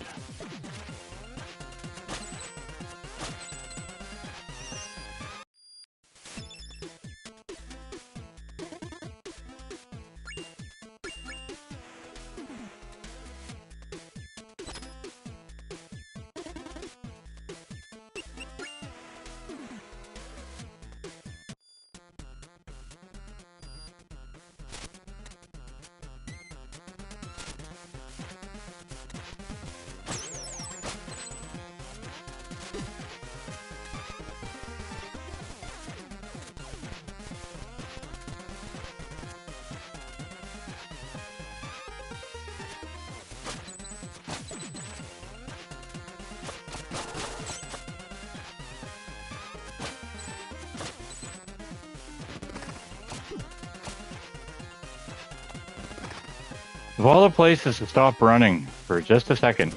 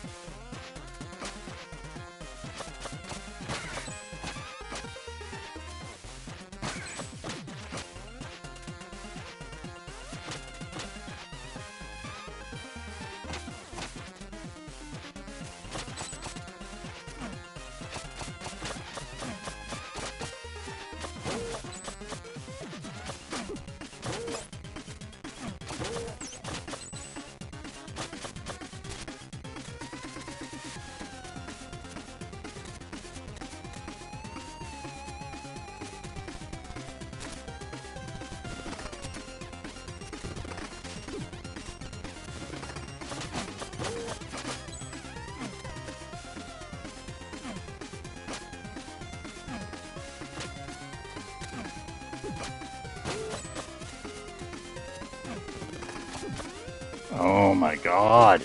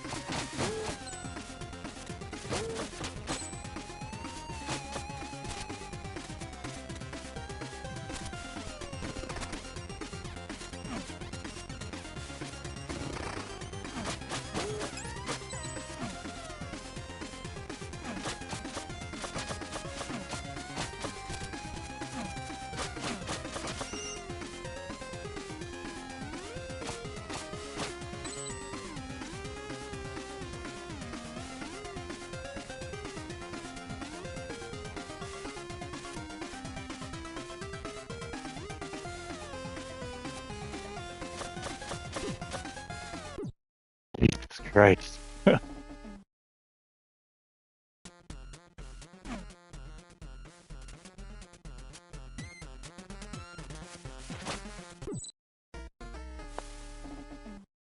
Hey.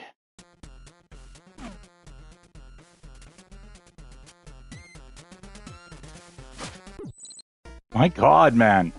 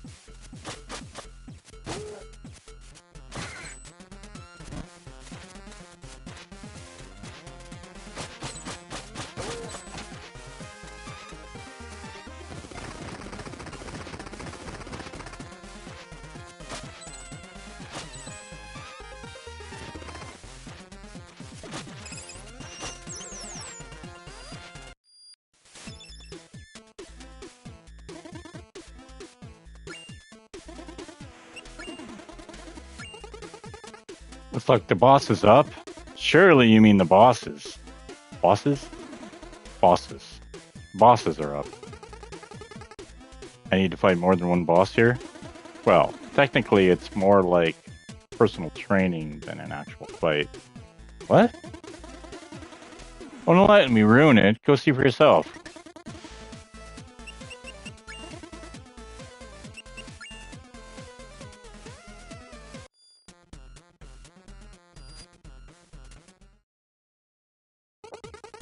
Another day, another stew simmering. Oh yeah. Mountain life is a blast, but I miss seeing adventurers pass by. I hear ya. Remember humans? I bet I do. You bet I do. They were almost as interesting as obvious foreshadowing. Oh look, a human. Who would have thought? Yo, Colas. Check this little guy out. Colossus? Colossus? See that scroll?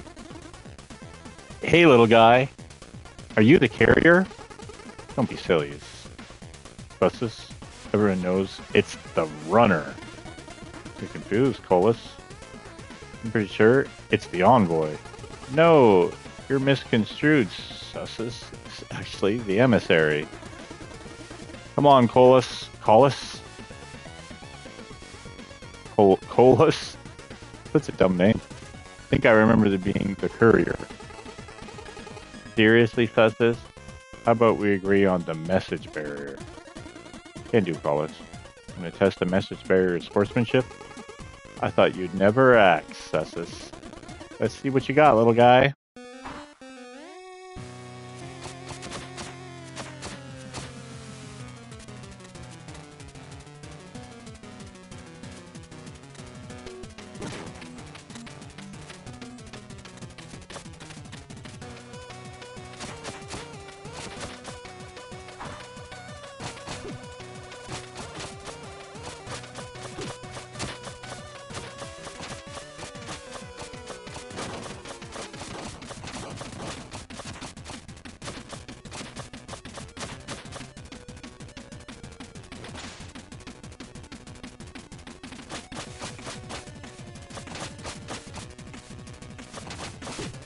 Whoa.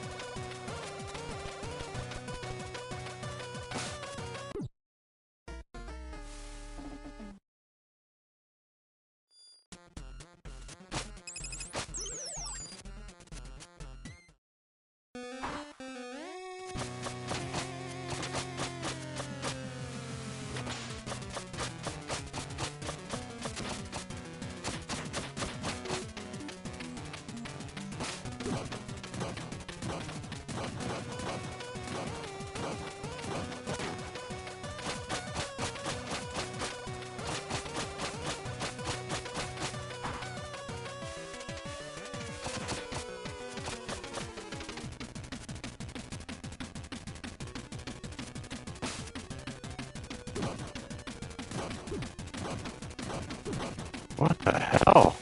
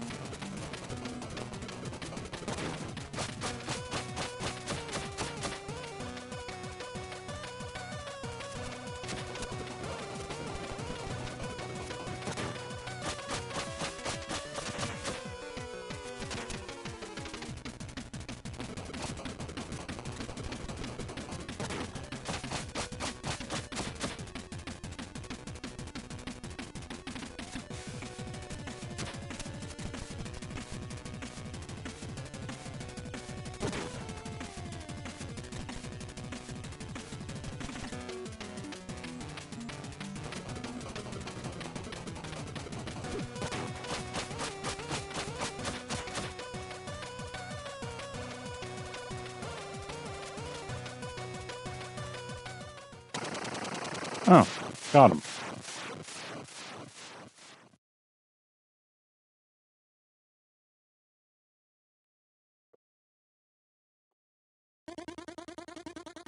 Unsarned Collis. Postman packs quite a punch, savagely stated. We like you, little guy. What do you reckon, Collis? He probably needs to reach the top of our mountain. Seems so, Sussus.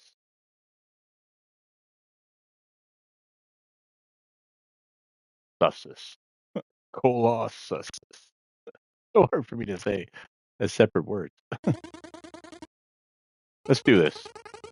Thanks for the workout, little guy. Now don't move. This might sting a little. Wait, what? Ready? Set? Hut?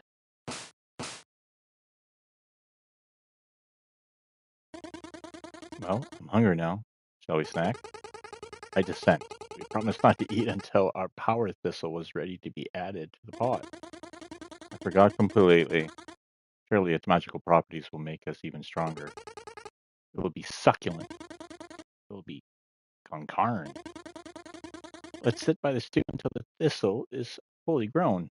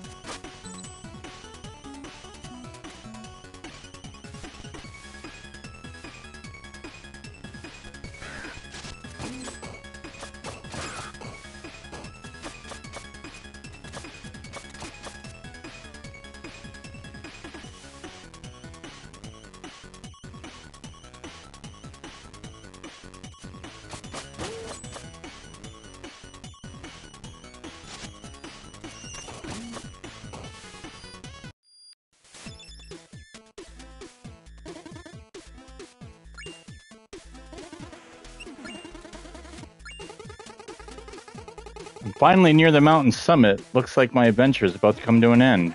Clearly, you haven't watched the trailer. Pardon? Never mind. Hey, it's cold and slippery out there. Be careful. Any stories to share? There once was a village settled in a land of ice and snow. Food was scarce, but not as much as heat. Their elders spoke of a lush grove, safe, abundant, and with comfortable weather to boot. The only problem was the grave lay on the other side of a permanent... The grove lay on the other side of a permanent hailstorm, which would take weeks to cross. One day, a brave couple left their young boy behind to attempt a village called a trek.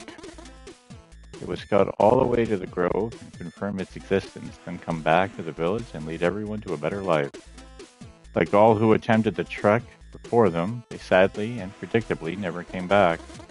Over the following decades, that boy grew up with only one goal in mind: take on the trek himself and to find his parents alive at the grove or dead in the ice. Figuring they might have simply been ill-prepared, he trained every day until he was 5 years older than his parents were when they left for the trek, then set off for his own attempt. The hailstorm's first bite wasn't as bad as he thought it would be, but the ice-cold soil slowly worked its way into his bones. After days of walking through the storm without realizing it was all just a metaphor playing out in his troubled young adult mind, he stumbled upon, no pun intended, chilling night. His parents frozen solid in a block of ice. The shock was too strong. He remained there, cursing, pondering, and cursing again until the cold took him and became part of the ice block. The end. What? What do you mean, what? No moral, or at least a proper ending? Sometimes stories can be harsh. It might just be the very message they mean to convey about life. And you think about that transpired and find your own takeaways. There are no wrong answers as long as they ring true to you. Maybe. This one really felt like a pointless story. And it just might be the case that for you it was. Or you could consider the implications of our adventure being 5 years older than his parents when he found them. Can you imagine gazing upon those who were your protectors and mentors, realizing they are actually younger than you? Your bearers of truth, the wise ones, who aspired to be like? Harsh reality indeed. You thought they knew it all, had it all figured out. They were centered and filled with purpose. Yet there you stand, beholding the one pillar you ever took for granted and used for stability, physically crystallized yet mentally shattered before your very eyes. That they really found inner peace already when you knew them, meaning you're the one who missed the mark, or were you simply excellent actors? Food for thought, huh? Yes, that's enough. Remember, this is all subjective.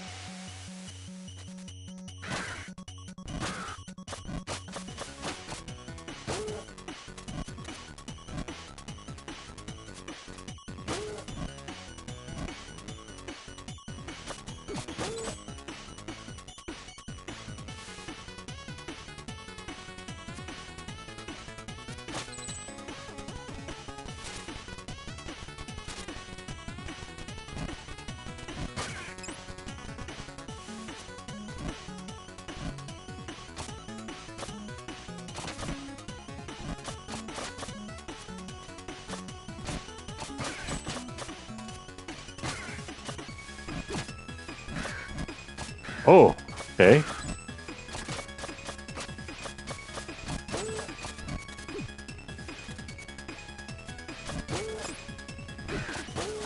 Oh, that's not annoying at all.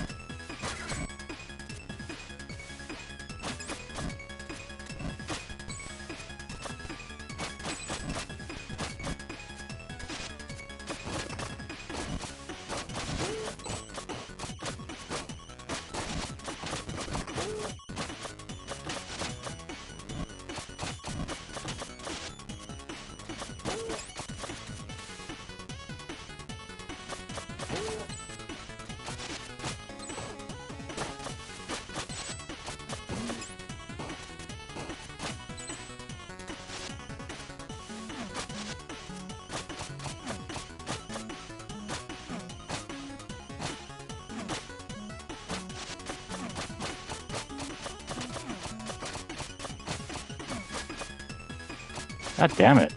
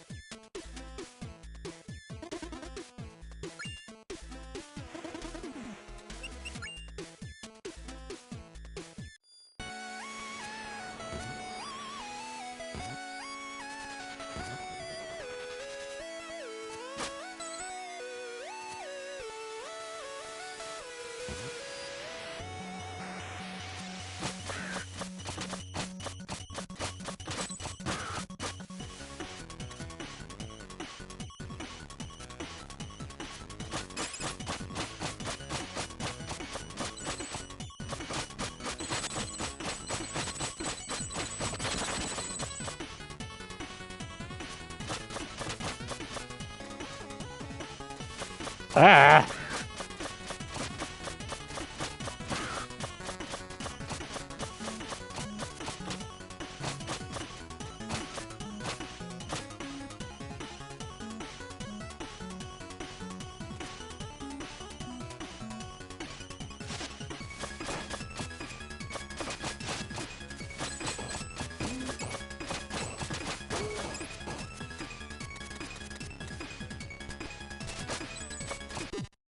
Ah!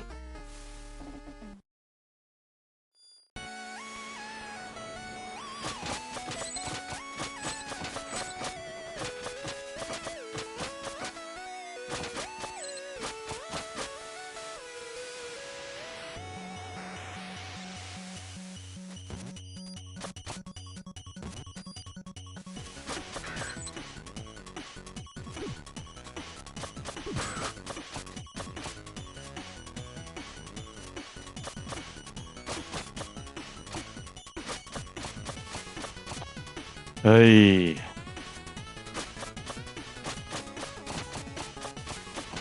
Dude.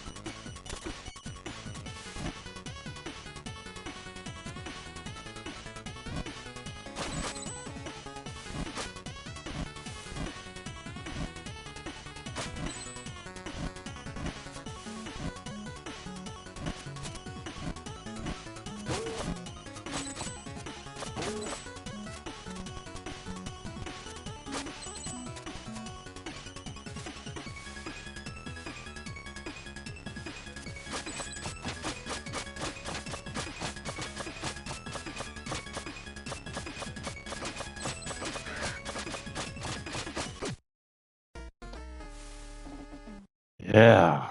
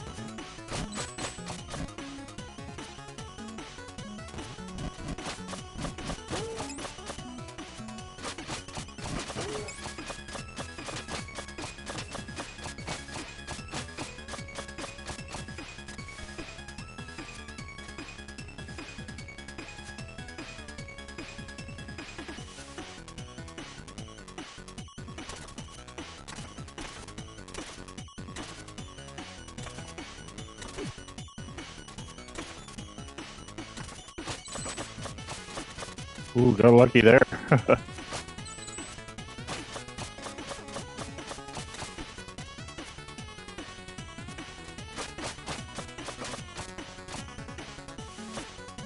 Ah!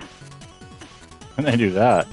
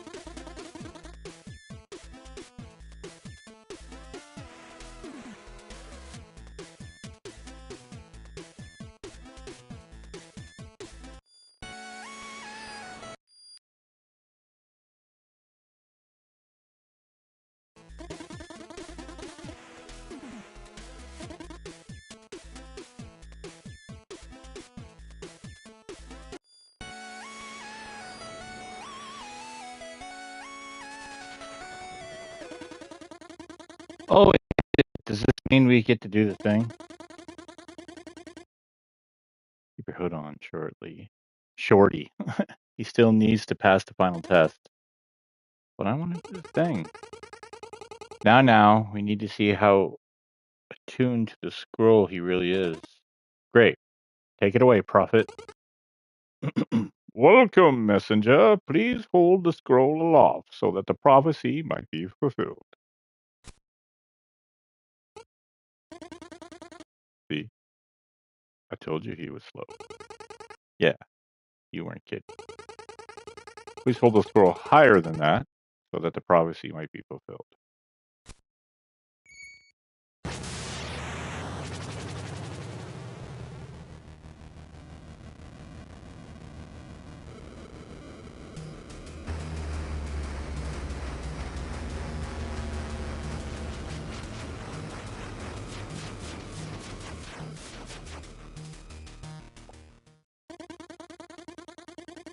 He made it. Of all who would be messengers. Him? Please pull this off. I really want to do the thing. A gauntlet awaits you, messenger. Should you survive, find us at the top of the Tower of Time.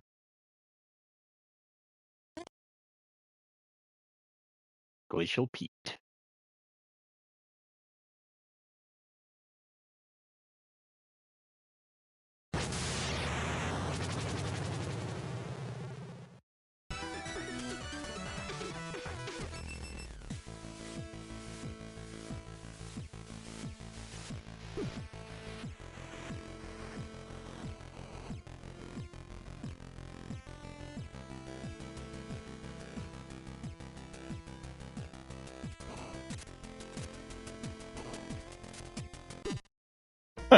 Fuck's sakes.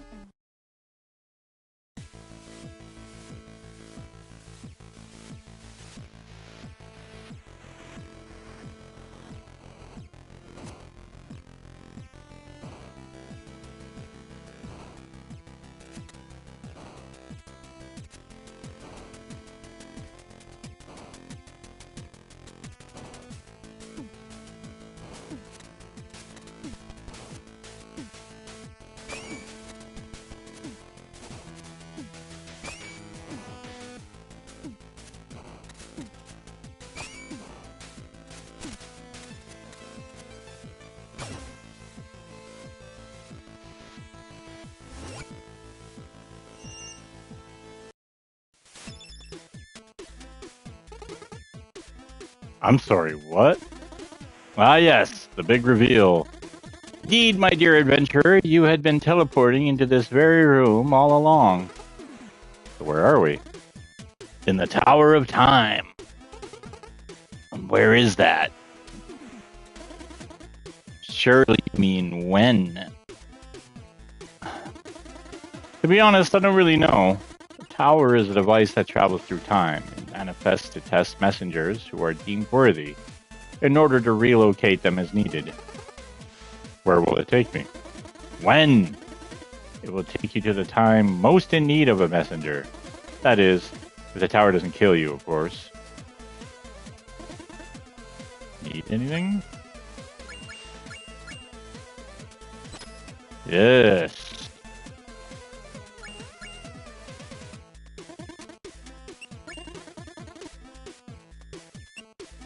Ugh, I don't want to hear a story.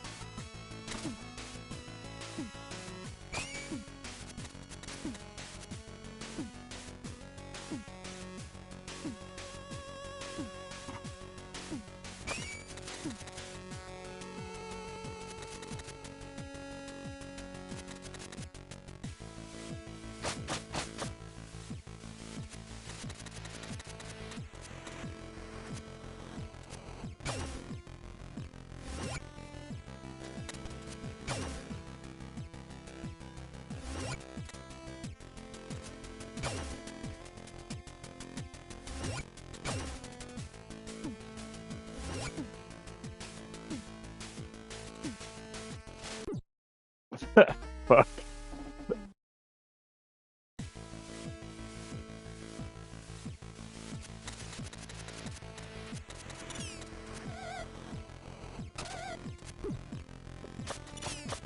Oy vey. Just go in the room. Just go through the doorway.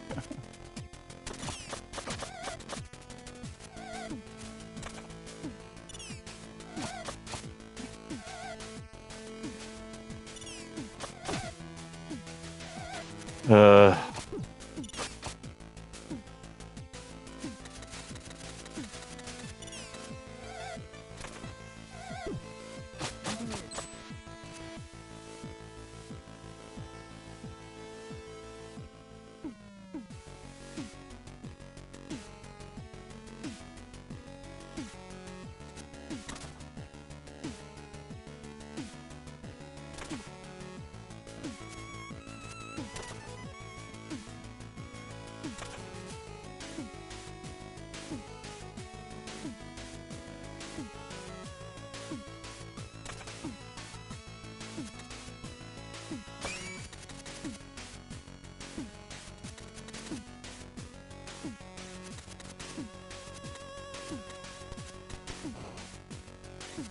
There's a big one right there.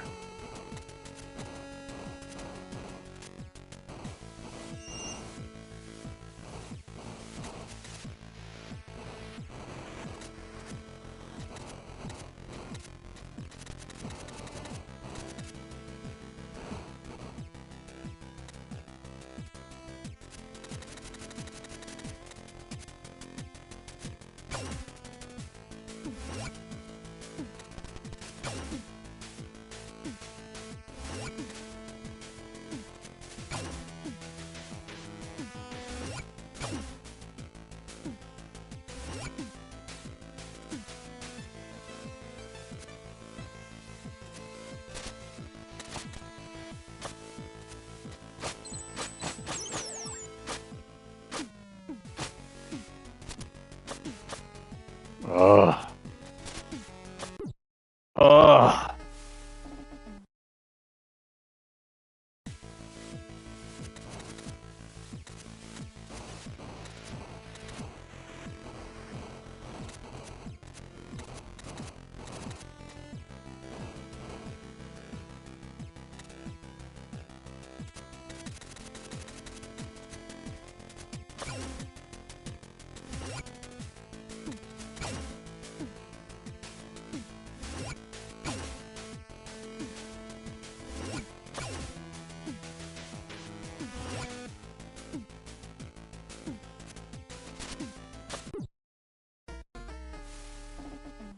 The hook doesn't want to hook.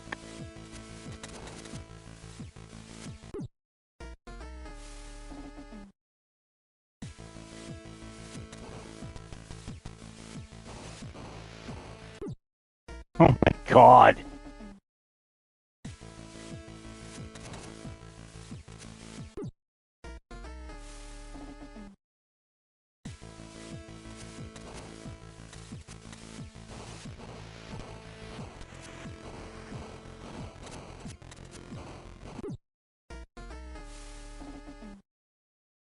Pinged him for a dash.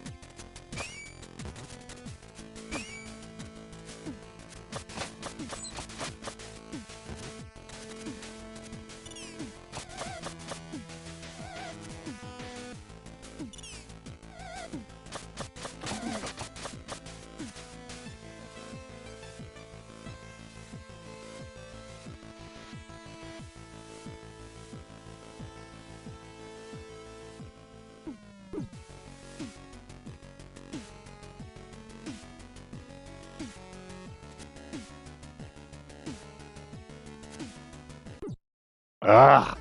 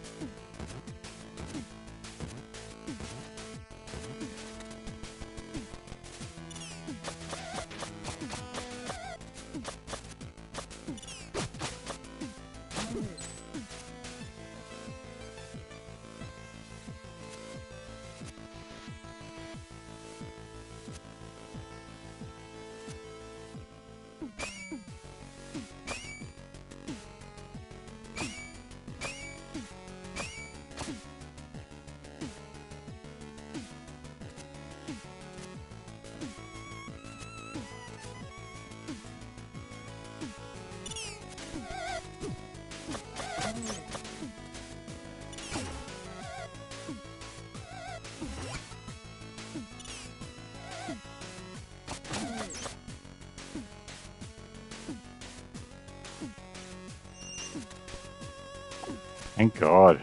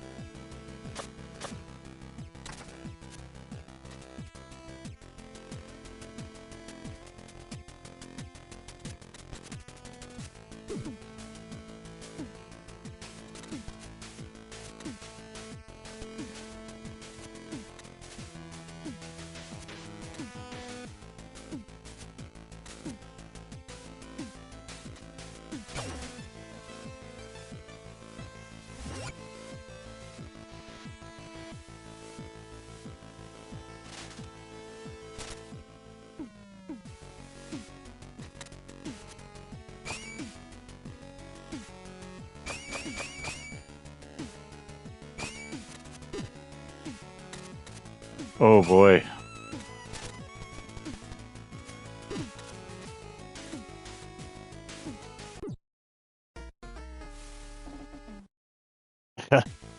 Try to use that hook shot a little bit more.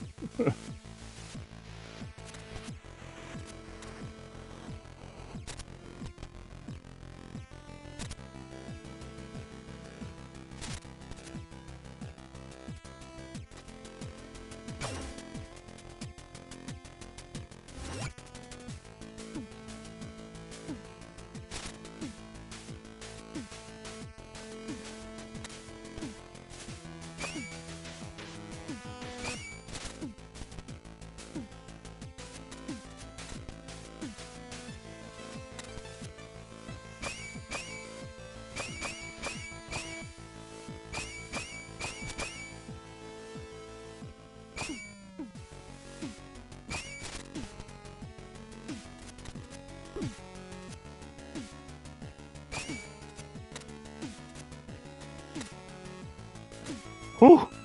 Whew.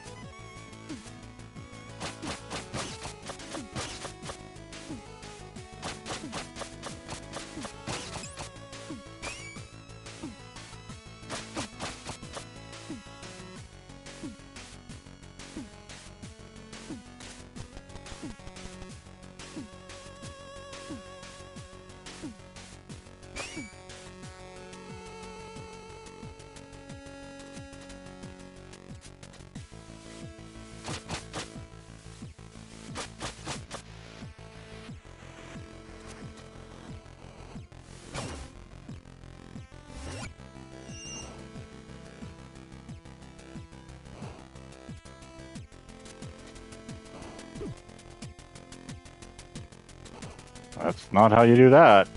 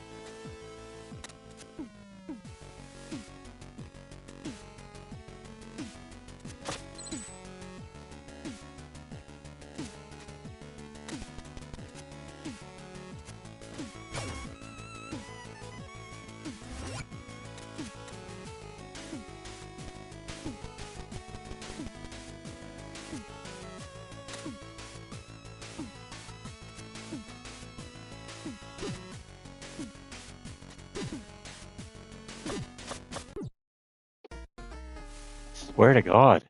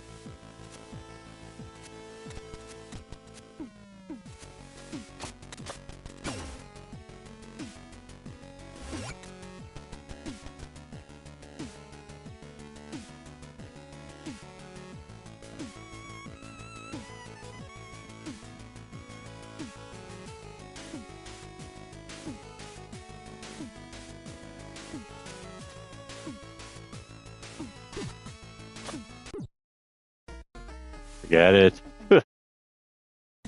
So dumb.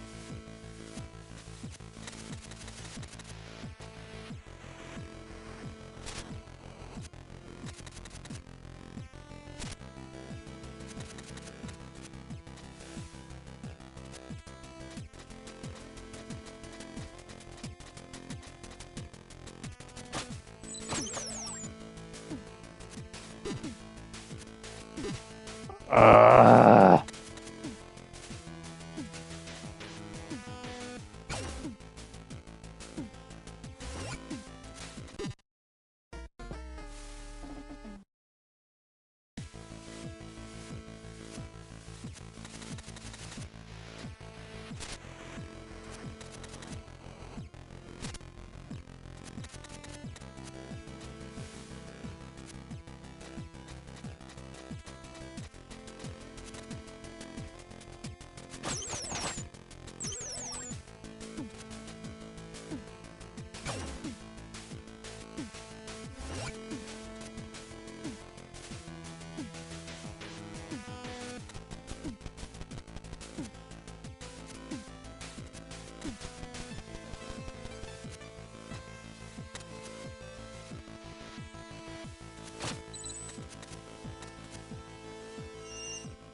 Oh, save point there.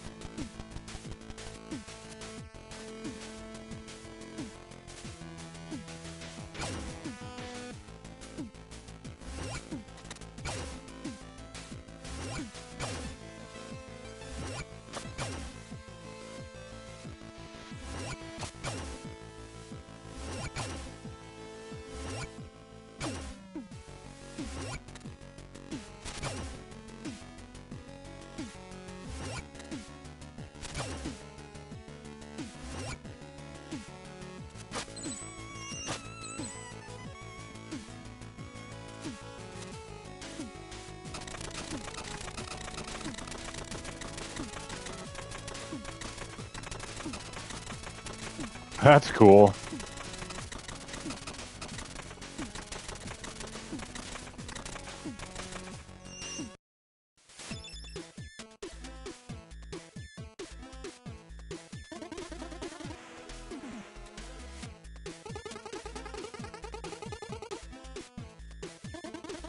Oh, so this is the moment that got you.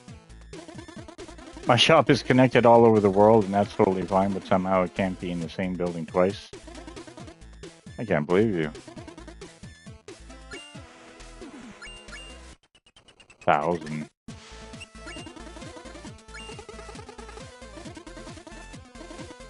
There once was a land filled with bogs, and these bogs, they were filled with evil monsters. Sleeping underwater during the day, they were kept at bay by the moon during nighttime. Well, she was kind enough to be around. After all, the moon was free to travel through space and often felt like shining her light on other realms. One day the moon got bored and decided to visit the bogland in human form. Wearing a cloak so that her light wouldn't shine through, she hoped to catch a glance of the evil creatures. Getting more than people wandering haphazardly in cursed lands usually bargain for, she encountered a man fleeing from a small pack of monsters. Confident in her powers, she removed her cloak, creating a glittering aura of protection to help the man escape. Escape he did, but as he looked back, he could see that his savior had put her cloak back on a little too soon. She was captured by the creatures, who then buried her under a rock, so that her light would never shine again. They would rule the night. But other survivor was quick to gather a group of peasants who went to remove the big rock and set the moon free. A strong bond was formed on that day, and she decided to become their guardian. To this day, the moon is their guide, human travelers through the night. To guide human travelers through the night. The end. Well, I like that one. I guess it speaks to the power of cooperation. Maybe. To be honest, I only wanted to use the word haphazardly in a story.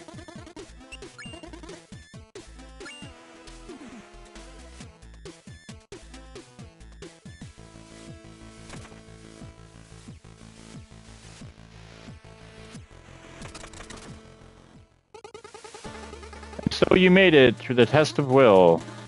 Oh, are we going to do the thing now? Prepare yourself, messenger, and behold the might of our order. You shall emerge as the chosen one, or not at all. Enough introductions. I'm going first.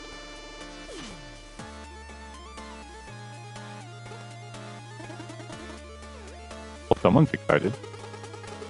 I've been preparing this speech for decades, and he'll get over it. Let's go.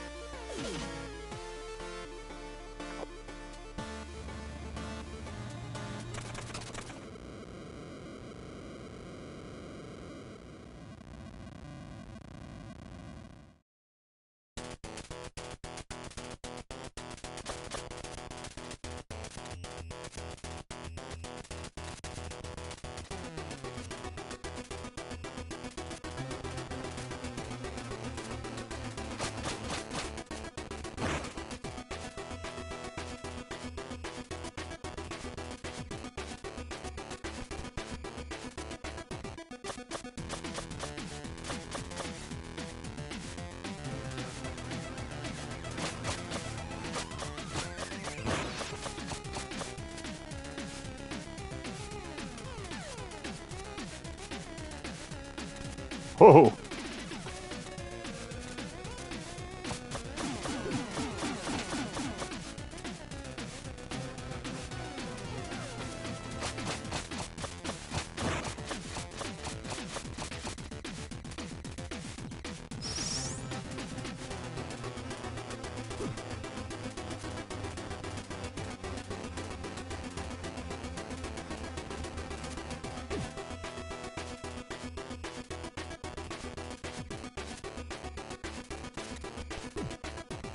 Good God.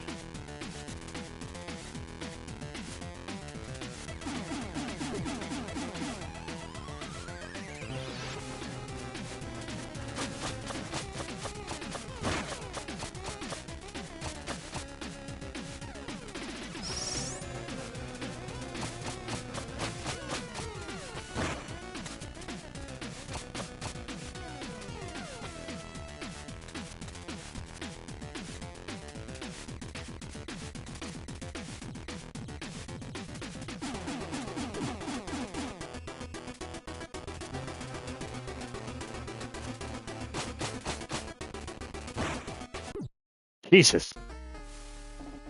That sent me flying.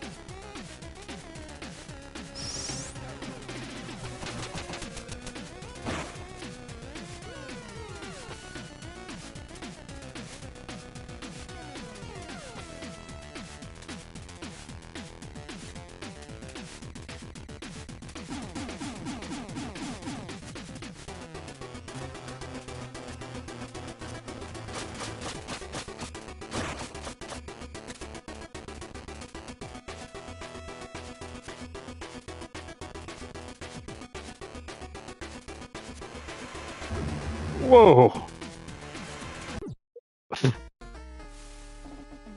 Good old new phases. And then you're just standing there going, what do I do? The ground went pink. That should mean something. So you got a split second.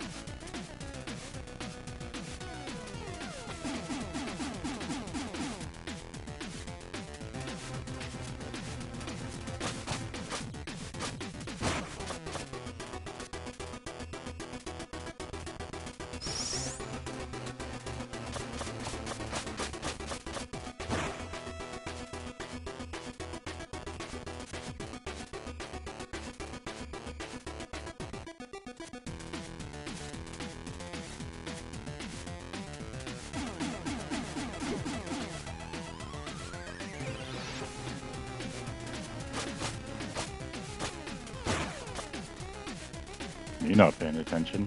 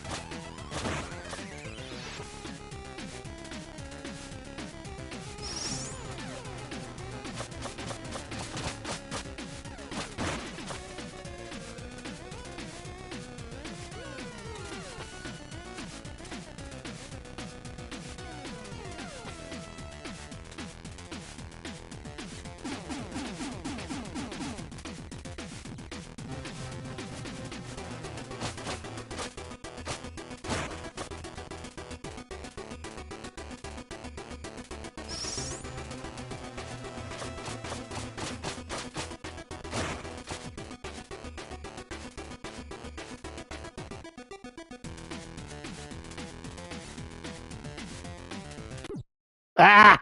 Fuck! What am I doing?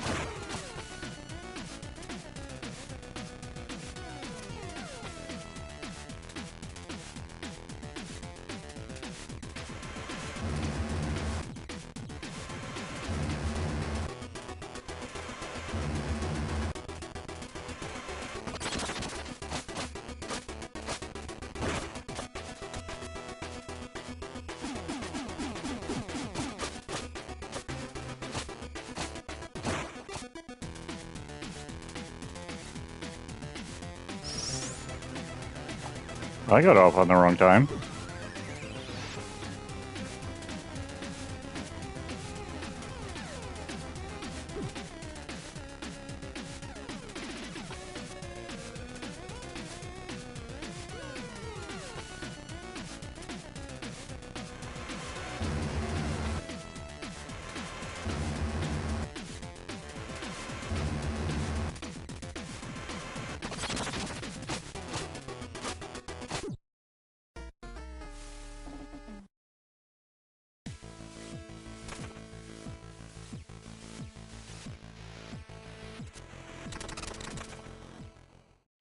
Cabron.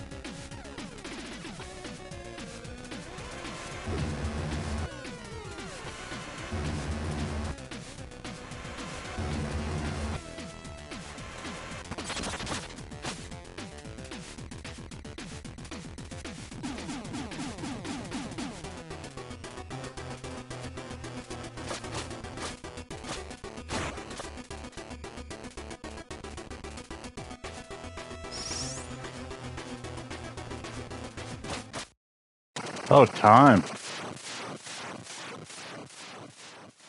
Good lord. What a stupid fight. Wasn't even that hard. Just stupid. Which just says I'm stupid.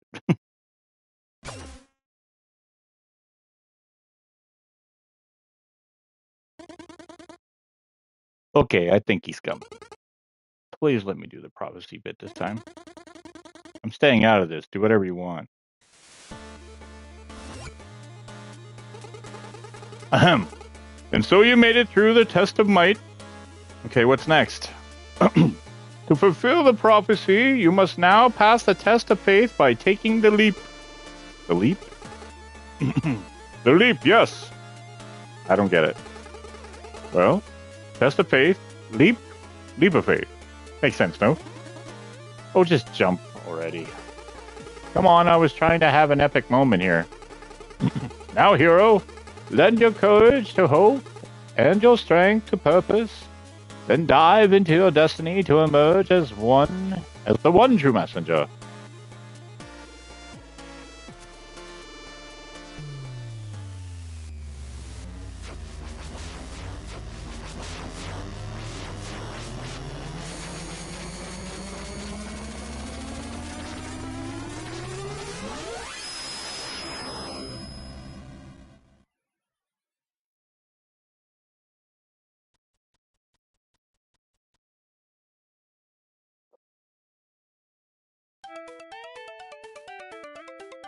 And with that, we go from 8-bit to 16-bit.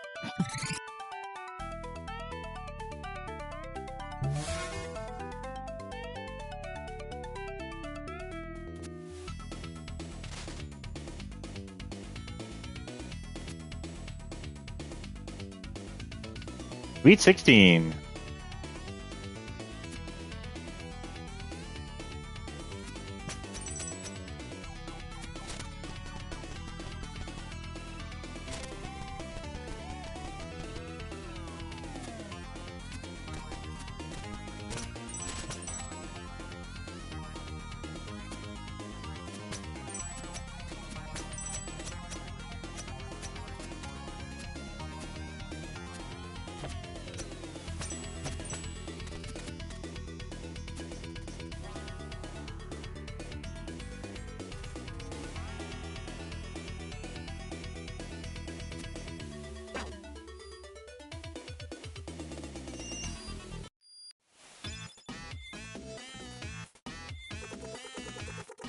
What happened? I warped or something and everything looks different now.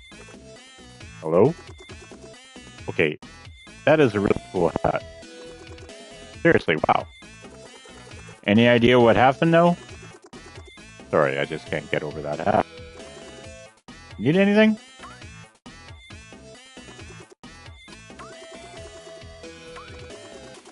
Welcome to the Cloud Ruins, remnants of a civilization of giants that used to live in the sky.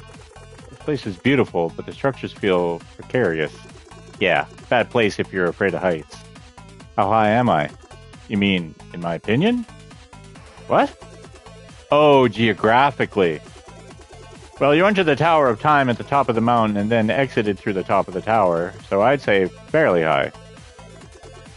Enjoy the sights. New look. What's the deal with everything looking so different?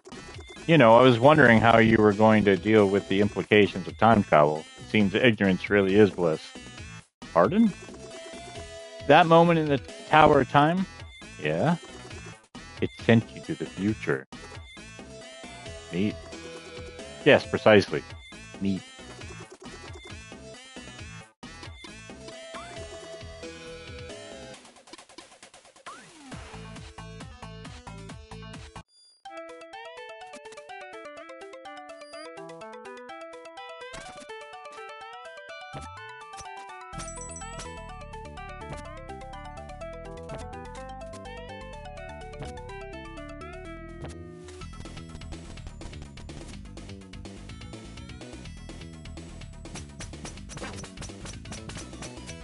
Oh, that's me not paying attention.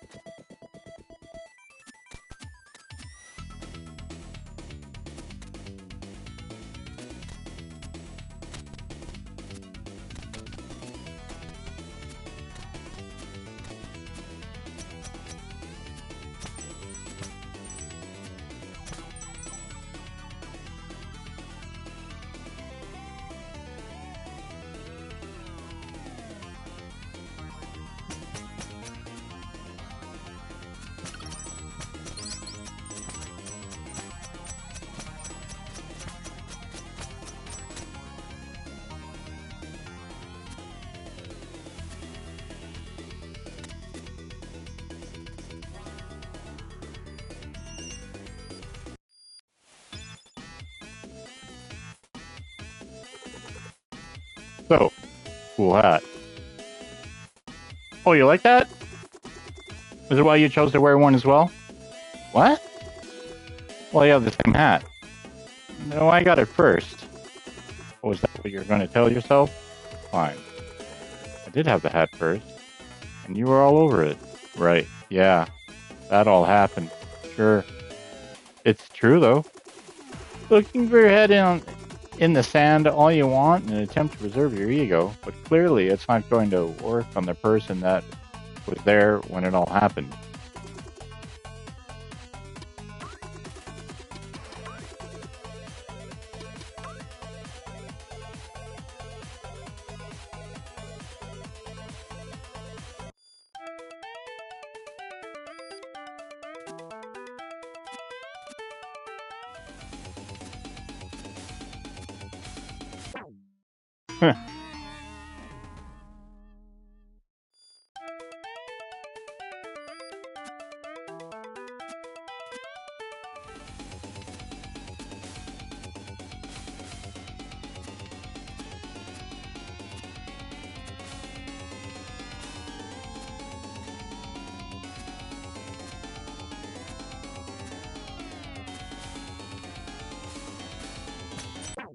God damn it.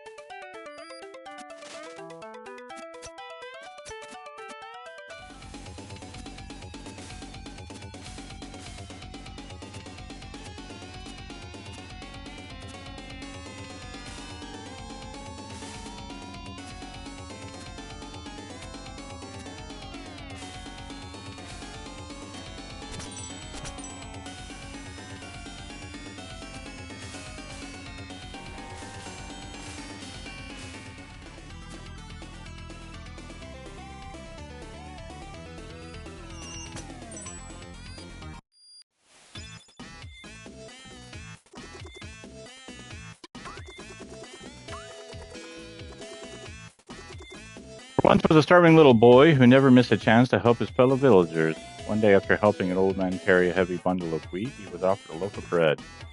Eat your fill, my boy. It is well deserved, he began. But if you feel like helping even more, there are two gnomes hiding in the forest who are even hungrier than you are. Now, that boy was empathetic one. His mind was made up instantly. After a short hike, he found the gnomes and split the bread between the two of them, without even saving a bite for himself.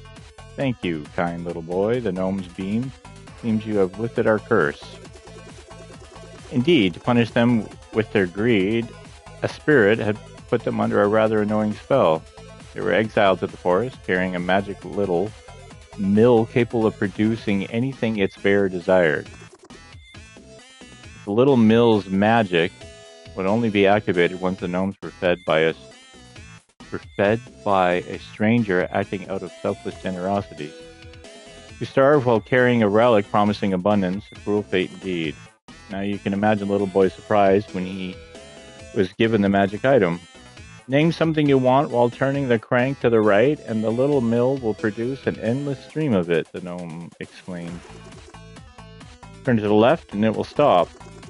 After creating a huge pile of food for the two gnomes, a young boy went back to his village to help the populace with his newfound powers. But as he grew in popularity, his older sister grew in jealousy. One night, she couldn't take it anymore and stole the little mill from her brother's bedside table, along with 2 leftover pies from that afternoon's feast. Adding insult to injury, she left on the family's finishing boat to reach new lands, hoping to have her turn in the role of the popular purveyor.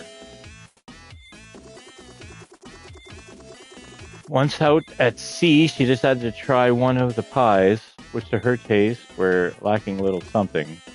It was time to try that little mill's magic, she reckoned.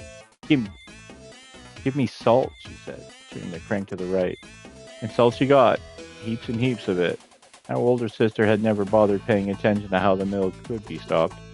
Stop, mill, stop, she shouted, first annoyed, then worried, and finally panicked. Salt soon overflowed the boat itself, sinking it under the weight. It is said that the sunken little mill is still operational to this day, and is the reason why seawater is salty. The end. That was interesting, but it feels more like a kid's story explaining things about the world we know the actual reason for. Tough crowd, huh? Why don't you tell me a story? I'll judge it. So, you're looking for additional takeaways? How about this? Seeing how Big Sister's anger led to her demise, irritated people were henceforth referred to as salty. Oh, I got another one. Seeing how Big Sister's shortcomings as a little mill operator led to her demise, unqualified people were henceforth referred to as not being worth their salt. Hey, this is fun. You should go. I'll keep on coming up with morals to do with salt.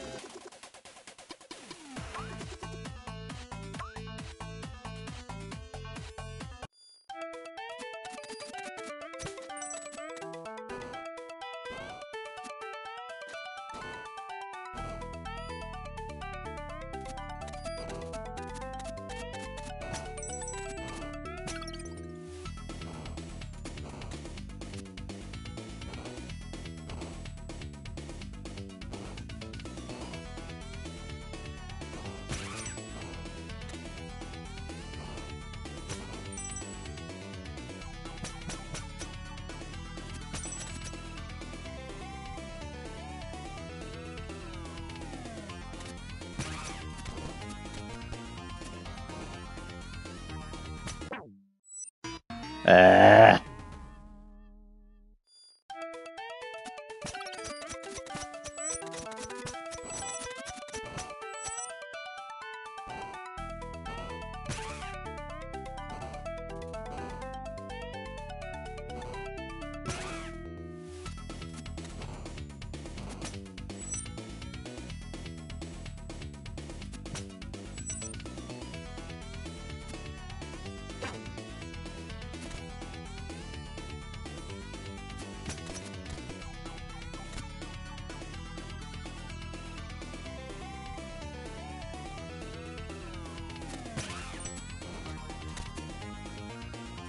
Oh, I did it again. Oh no, I did. Ooh. It doesn't help that when you walk into the room, you're already standing on it.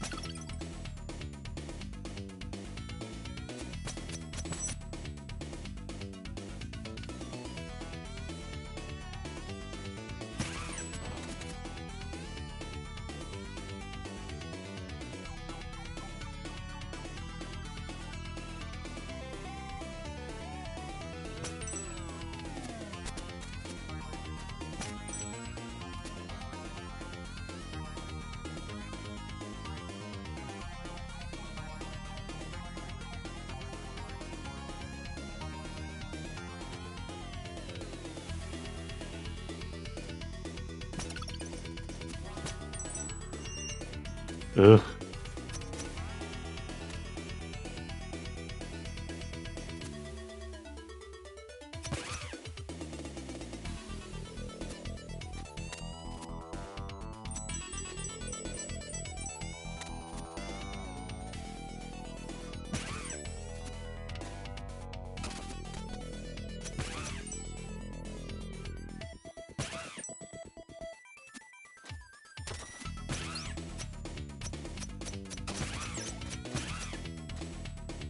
Nah.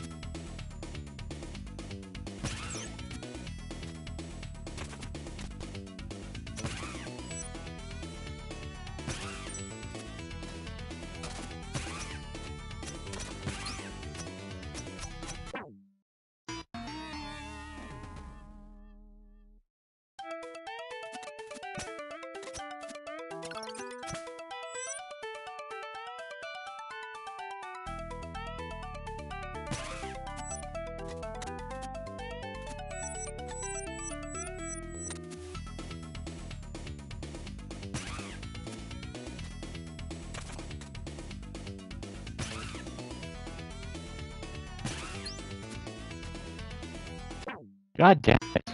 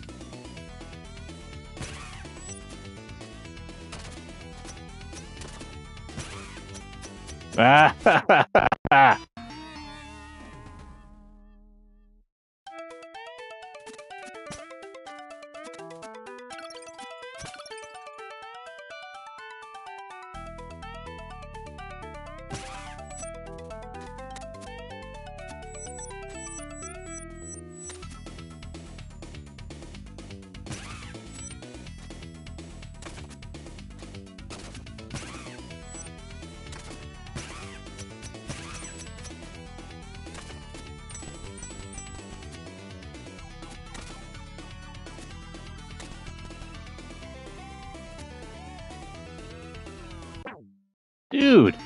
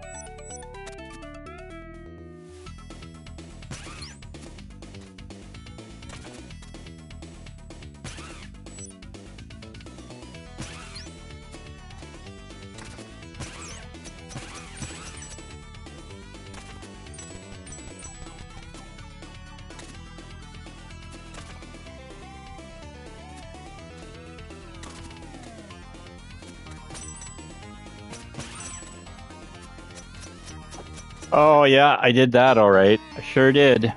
I sure did.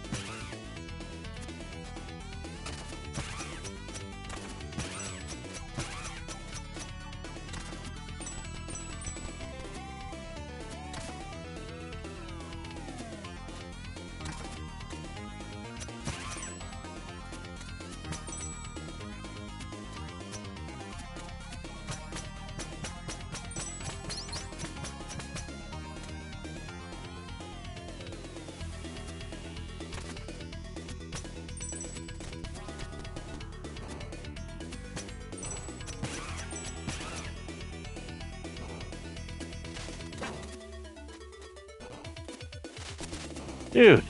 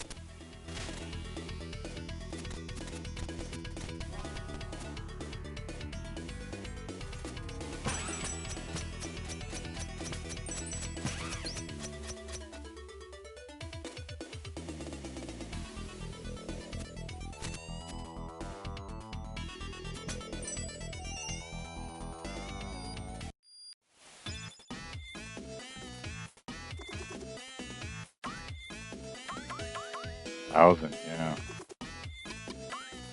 Well, we'll call it a stream here for today, actually. We'll pick this up again tomorrow in the not too distant future. Thanks so much for hanging out, checking out the stream, checking out the messenger. It's a fun game. Gets to be a bit of a precision platformer with basically button combos just to stay airborne. But anyways, it's a fun game. Cool. But yeah, we'll do this again in the not too distant future. Take care, have fun, enjoy the rest of your day, and we'll see you soon.